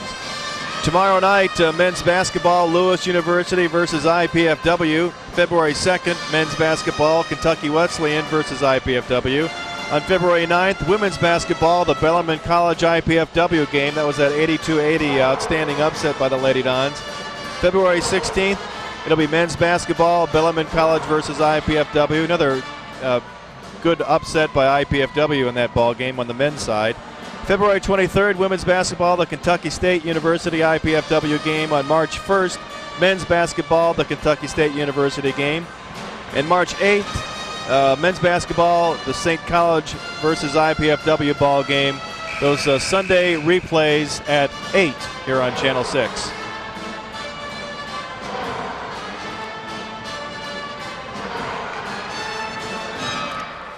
And there's some of our enthusiastic fans who are really cheering on the Lady Dons tonight as they've pulled this one back out to a 17-point lead.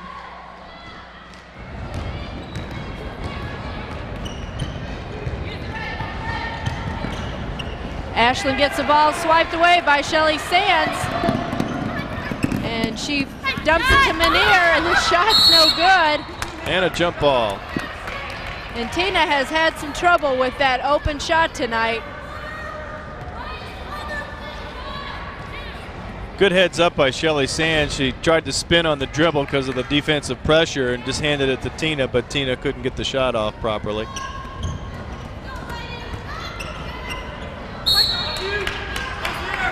And Ann gets a hold of that ball, but she runs into a lot of pressure and it goes off Ashland, and IPFW will try to get that back in. And they do.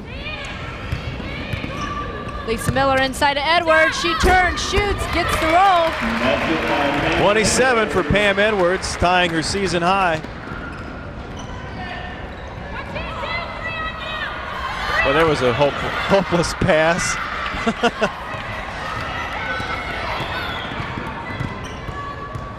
Tina Manier with the ball. Out to Leakin. She sees Edwards open, and Pam steps on the baseline. And they turn it over. It'll be Ashland basketball.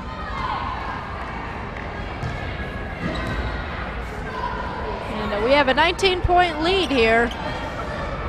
But stay tuned if you can at all on this Saturday evening and watch the men take on Ashland following this game.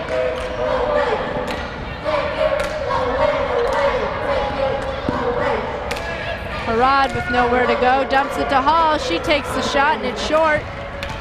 I don't know if Pam got a block on that or not, but she certainly forced a bad shot. Lisa Miller drives, shoots, and it's no good for her. Edwards with the rebound. Hammered. And she's going to get the foul, and it's going to be on number 40, Erin Hall. Well, Pam Edwards will have to try for a new season high from the free throw line. Here we see the play. Lisa's shot no good. Edwards up strong and hammered. 4 fouls on Erin Hall. And Dawn Dressler and Michelle Conley come back into the game for IPFW.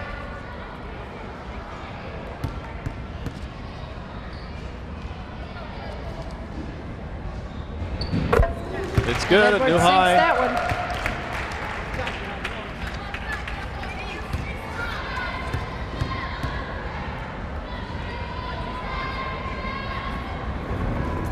And she gets Both 2. 29 points. She's hit 11 of 13 free throws, as I've got in my scorebook. And all of a sudden, it's a 21-point ball game for IPFW. And a block or foul. I guess she's going to get called for the foul. And Ashland was really into this ball game up to the second half, and they came out, and IPFW, obviously that extra time at shooting the baskets paid off as they stretched this one out to 21 points. Well, as soon as the Lady Dons got the lead up to about 10, suddenly the Lady Eagles started taking rush shots in their offense, and the things that they were doing to keep them close, they went away from that for a little bit, and that helped enable the Lady Dons to get this big lead. And Amy Perkins is going to get some an opportunity to play some basketball tonight, and Tina Manier will take the bench. And that shot is good for Kimberly Bibb. Some pressure for IPFW. Lisa Miller runs into Melissa Grimes, but she gets back and gets a hold of the ball, and it's a jump ball. And it'll go back to Ashland.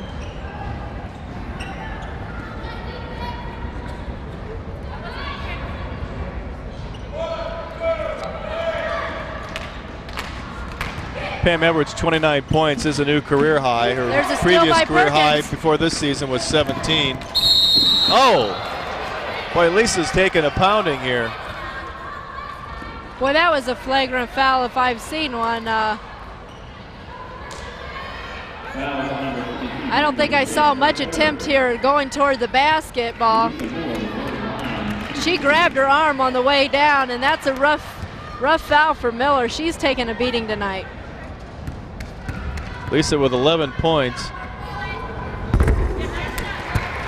Okay, 12 points. Here we see that play again. Racked over the wrist. Missed another free throw. Lisa missed the second one. Ashland gets the rebound. Still a 21-point ball game, and Whoa. now it's 19. Melissa Grimes hits 2.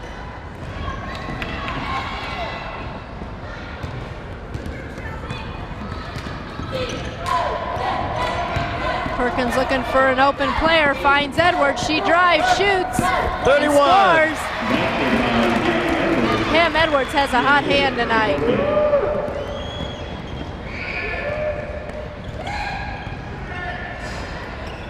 Harad, she's going to drive and shoot. She gets the roll.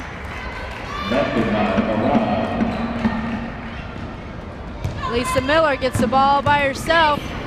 She drives, and that's the Lisa Miller basket. Lisa's going to try to catch Pam Edwards now.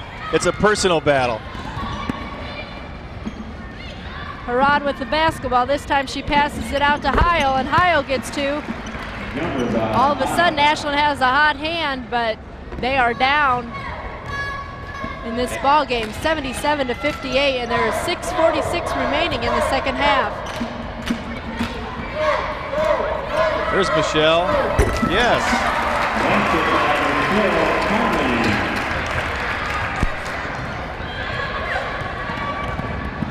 I've got problems now. I put Pam Edwards down in Michelle Conley's slot because I ran out of score sheet room, and now Michelle's in the game and scores a bucket. And Michelle ties that ball up. And it'll be IPFW basketball in the possession. And Kim Recker comes back in, and Michelle Conley will go back on the bench. Coming in for the Eagles is number 34, Natalie Bates.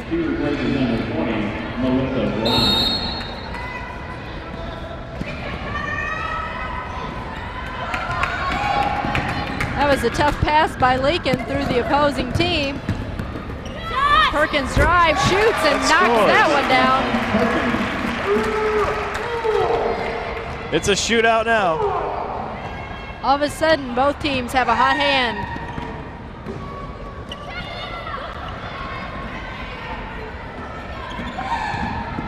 And the shot is up by Heil, and it's good.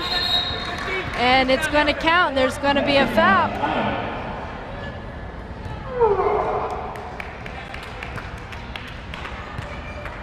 Foul on number 50, Melissa Wilson, her 4th. Going to the line for the Lady Dons, number 54, Kim Recker. Recker will go to the free throw line.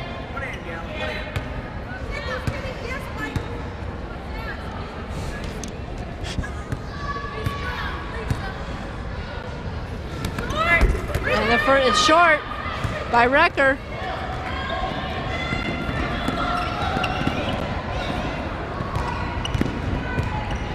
Ashland looking for an open shot. Harrod passes it off to Heil.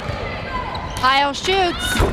This time Finally it's misses. no good. And Annie Leakin on the foul.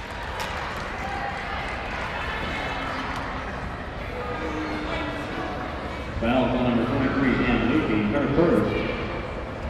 Into the game for the Eagles. Both coaches shuttling in players back and forth now. Here comes Pam out, maybe for the last time, with a 31-point game.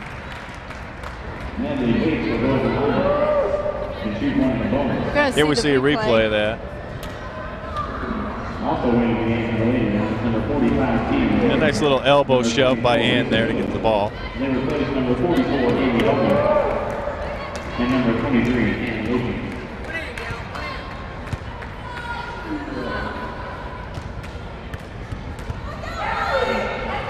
Natalie shoots and no good. Conley pulls it down off to Perkins, who brings it down quickly, and Meniere's almost not able to control the ball.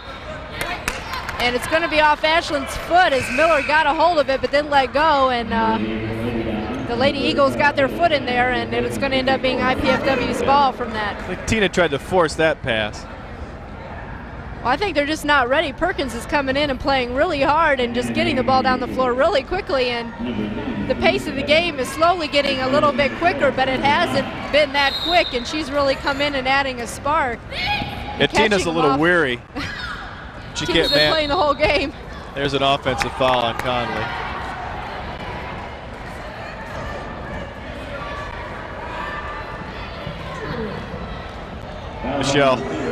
Michelle had a big smile on her face after that call.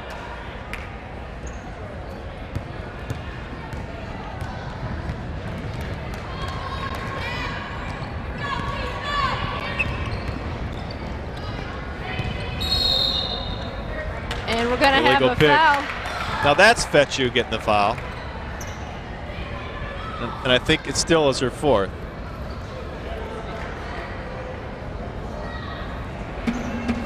She's watching. She thinks it is her fifth foul.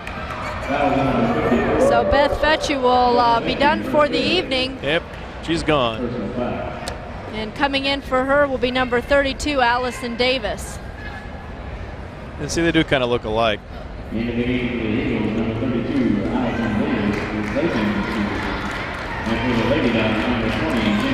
And Jamie LaRue is going to come in and replace Amy Perkins. And Lisa Miller's on the line with an opportunity to put a couple more free throws in and close in on that record. Got 14 points on the night.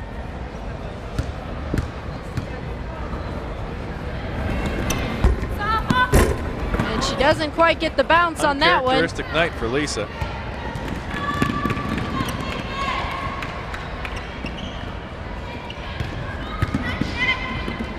And the shot is good by Natalie Bates. She gets the roll. Back to a 19-point ball game, 62-81.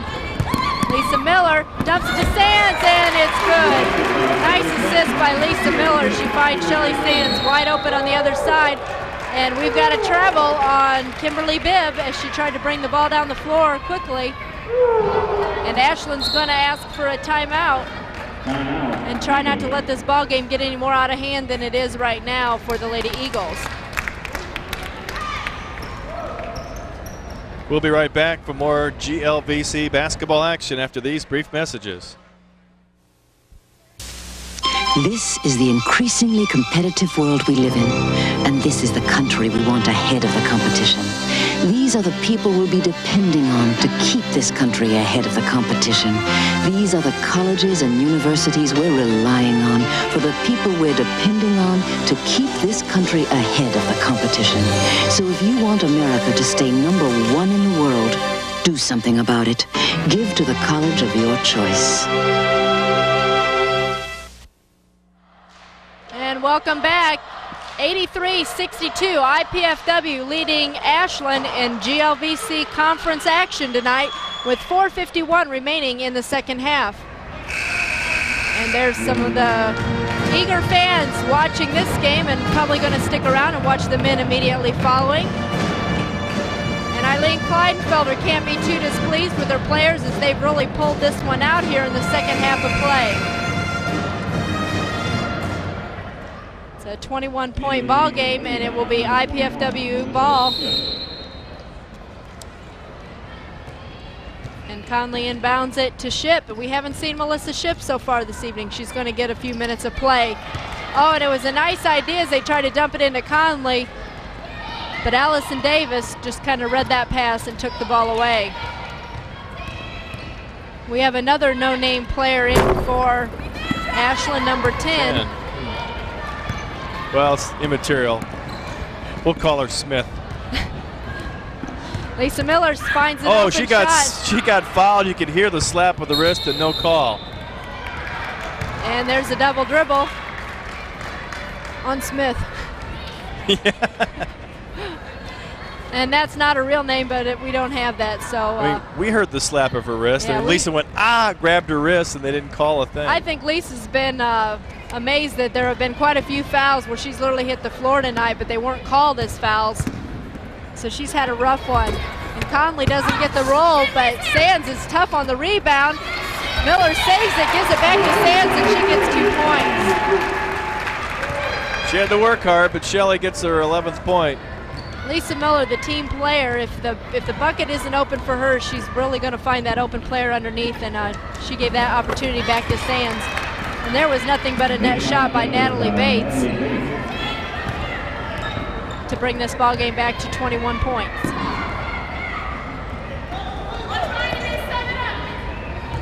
Ship going to set up the play. And Sands takes a shot from the front. It's no good.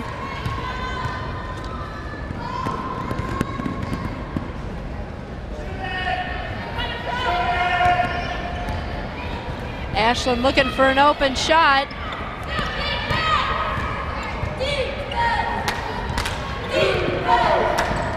And the Lady Eagles taking their time. And they drive the baseline and get it, and that's once again Bates. She's got the last 4 points for the Lady Eagles. Shelly Sands drives down, nowhere to go, gets it out to Ship, who returns the ball. And I'm not sure where that pass was headed, but Lisa Miller ends up with it. It wound up in its proper destination. It just took a while. And LaRue takes a shot. That one was short, and Ashland will have another chance here with the basketball. And that shot's no good by Davis. Shelley gets a foul there. And we're going to have some substitutions coming in. Melissa Wilson. And Heather I beg your Dennis pardon, are they coming called back. a foul on Hall. And also Kim look at Reichner that will be play. coming. Oh, I didn't see you were talking about the replay. We apologize if you hear a lot of talking over each other. We're having a lot of problems technically with earphones tonight, and it's really hard when we have a full gym like this to hear, so that's what's happening if we're both talking about two different things. Number 50, Melissa Wilson, and number 24, Heather Dennis. Shelly Sands will go to the line and shoot one in the bonus. Shelley with 11 points. Had 8 trips to the line tonight, made 6 of them. Misses that one. Miller with the rebound, and good basket by Lisa Miller. She got the rebound and just turned around and put that one up. And it's back to 21 points for the Lady Dons. Steal by Sands. Lisa hits the floor again. And the shot's going to be good by Davis. I think Lisa should wear pads. Tonight she's going to go home with quite a few bruises. And she's fouled and hits the floor again. At this point in the ball game, I think that Eileen might want to pull her as Lisa's continually finding her way to the wood. And don't take any chances at risk of an injury. Yeah, exactly. Here we see her hit the deck here.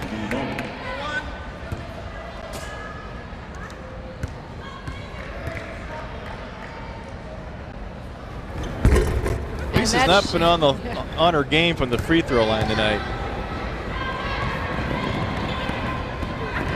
Near steal by Perkins. And Smith drills one. It's Evans. Evans. Our Smith is no longer a Smith. We'll have to give her correct last name. We still don't know her first, but Evans made that basket. We're not sure about Evans either. That's what we could kind of hear from the floor. And that goes through the hands of Conley. And there they are going to give Lisa Miller a break, and Ann Lincoln's going to come in. And we've got a timeout for IPFW with 1:31 remaining. I think she just wants to settle them down and keep this run going. Here's the schedule of our live sports telecast in the coming weeks here on Channel 6. We have men's volleyball Friday, January 31st at 8:30 p.m. The Fort Wayne National Bank Pepsi-Cola Volleyball International. You'll see IPFW versus Penn State. Then on Saturday, the following Saturday, February 1st at 6, the consolation match, followed by the championship match at 8:30. Our next women's and men's basketball games will be February 6th, a Thursday, 6 o'clock. The Ladies Screaming Eagles from Southern Indiana visit the Mastodon to take on the Lady Dons. Then at 8, the Screaming Eagles take on the Mastodons. And then Saturday, February 8th at 6, is the Lady Panthers from Kentucky Wesleyan visiting here to take on the Lady Dons. Then at 8, of course, the men's Panther IPFW game. Live sports here on Channel 6.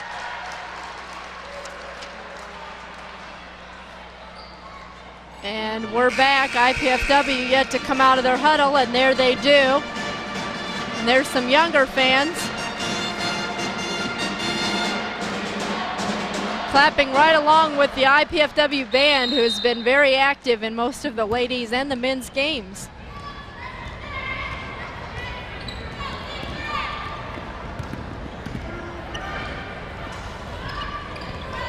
They get it off inside. Shot's no good. It's down on the floor. Record comes up with it, but there's a steal by Melissa Wilson, who had a wide open shot and couldn't put it in, and IPFW ends up with the basketball. Perkins finds Ship open. She dumps it into Conley. She turns, shoots. Got hacked. And she's fouled by number 32, Allison Davis. And Allison is walking toward the bench, and I have a feeling that's her 5th foul as well. And it is. Once again, Karen Linder, the head coach of Ashland, has to go to the bench and bring someone else in. And Lisa Harrod will come in.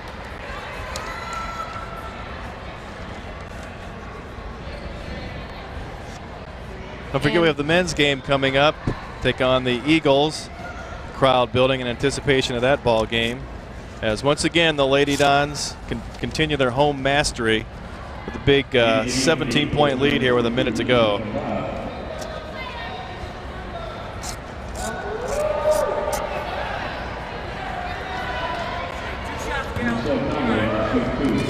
Michelle hasn't missed a free throw all year. She's 100% from the line.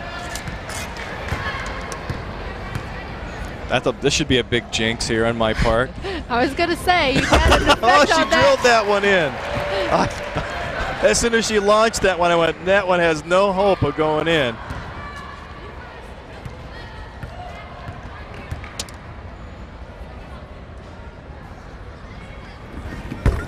And she drills both of those. So she remains at her 100% effort from the stripe. And that also helps IPFW statistics, as they remain one of the top teams from the free throw line. And a jump ball. Oh, alternating possession, I guess, gives it to. The crowd's booing. Maybe they called a foul there. I actually thought she traveled, but yeah, maybe that's why they're booing, because it was a possession call. They said her foot was on the line. Yeah, it's Evans. We got her name now. It's Evans. Perkins didn't see Ann Leakin open. Dump it to Conley, and it's no good off the glass.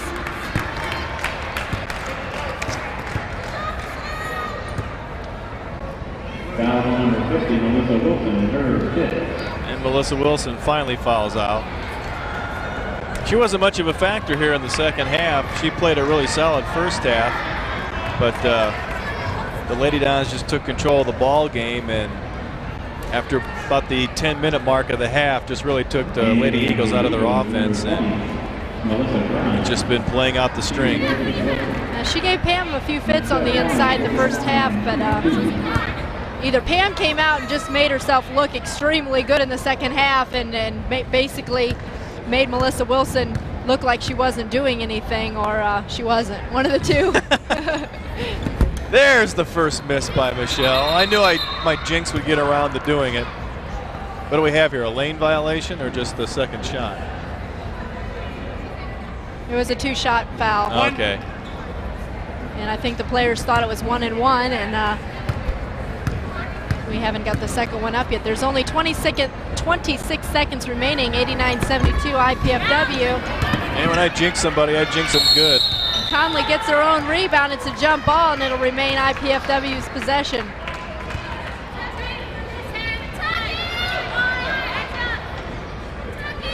We have a crowd in the balcony tonight. Leaking about loses the ball. Evans with the steal. And that was a bad tap by Heather Dennis, as her player had already ran past that point. Ship finds record, and that's good. It's back to 19 points, 1 second. There's a long three that won't go. And that one's no good, and it's all over. IPFW defeats Ashland 91-72, and that's another win for IPFW in conference play.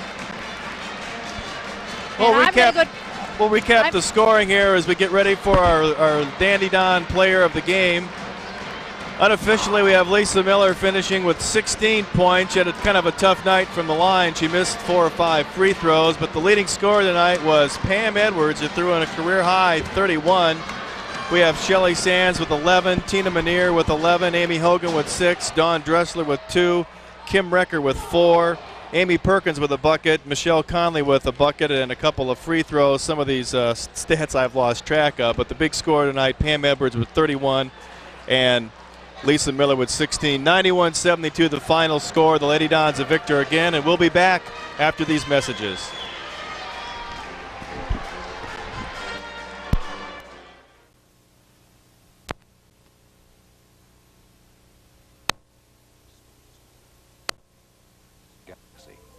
What keeps it all going?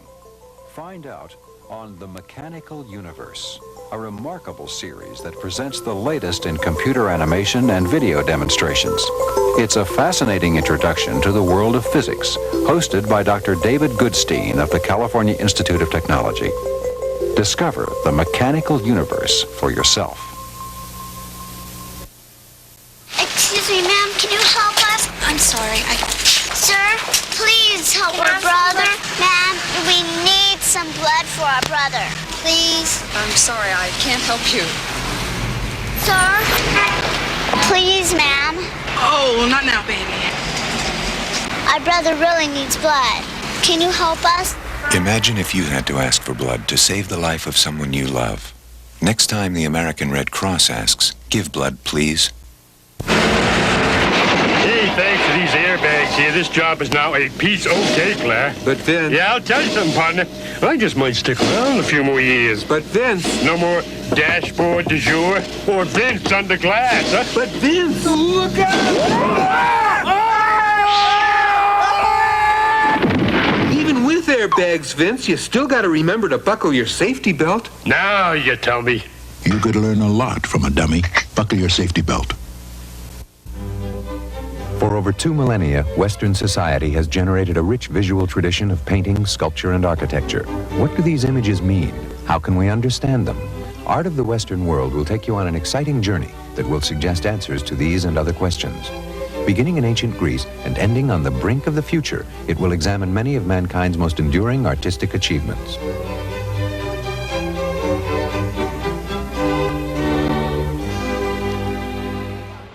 We at IPFW are pleased to be able to bring you cablecasts of NCAA athletic competition. We hope you've enjoyed the show and the excitement of intercollegiate sports from IPFW.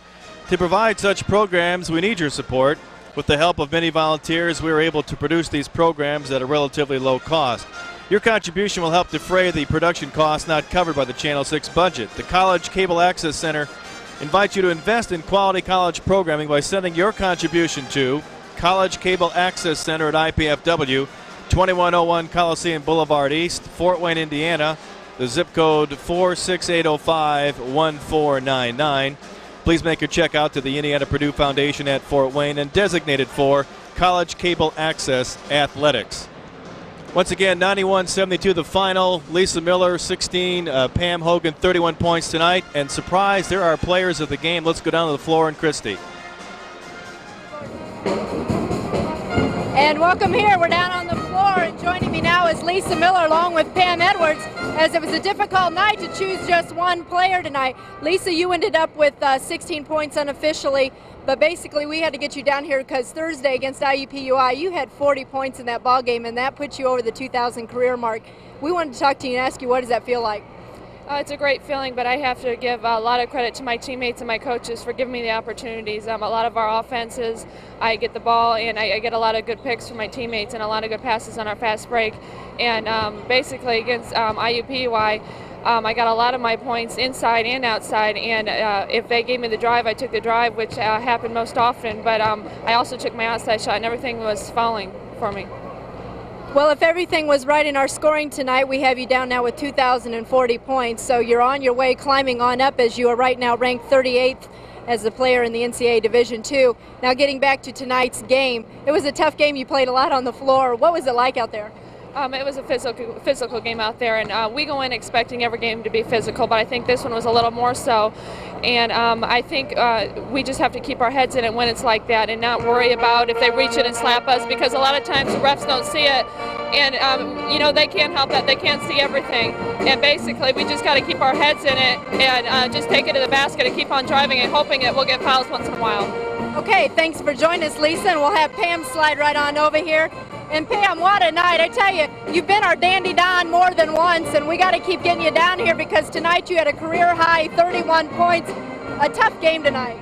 Yeah, we just didn't play up to our potential. Our intensity wasn't there, and just one of those games you try to get through and try and pick up the intensity. Yeah, what was that the point, the intensity in the first half? You guys were really kind of sluggish on the floor. The points were there, but the intensity wasn't in with the team. Exactly. We just had a lack of desire. They killed us on the boards. They got second and third shots, which they should never do, and we just didn't execute. I mean, we didn't block out. We didn't get position. Our defense and our intensity just wasn't there in the first half. Well, obviously, though, you played a tough inside game as more than one player fouled out for them tonight, and I'd say that had a lot to do with you. We could hear you all the way up pulling down the rebounds. Is that something, I mean, I know you just get better and better on the inside. You play tougher and tougher, and I know that's something you want to do. Well, they played a very physical game tonight, and that's the way I like to play, and sometimes the officials don't let you play that way, but tonight, they let us play that way, and that's a game I love to play, so as long as they let us play that, I guess I'll have nights like tonight, I hope. Well, good luck, and thanks for both of you joining me down here on the floor tonight. And I tell you, with these two players in the team, IPFW can go nowhere but up, and we're going to send it back up to Steve and let him finish out. Okay, once again, the Lady Dons a big winner tonight. They go to the road now next week. They'll be at Northern Kentucky Thursday and at Indianapolis on Saturday, February 1st. Our next game will be the Southern Indiana game on February 6th. We'd like to take this time to thank the Channel 6 volunteer crew and the Learning Resource Center at IPFW for their contributions to the live production of our basketball games this evening.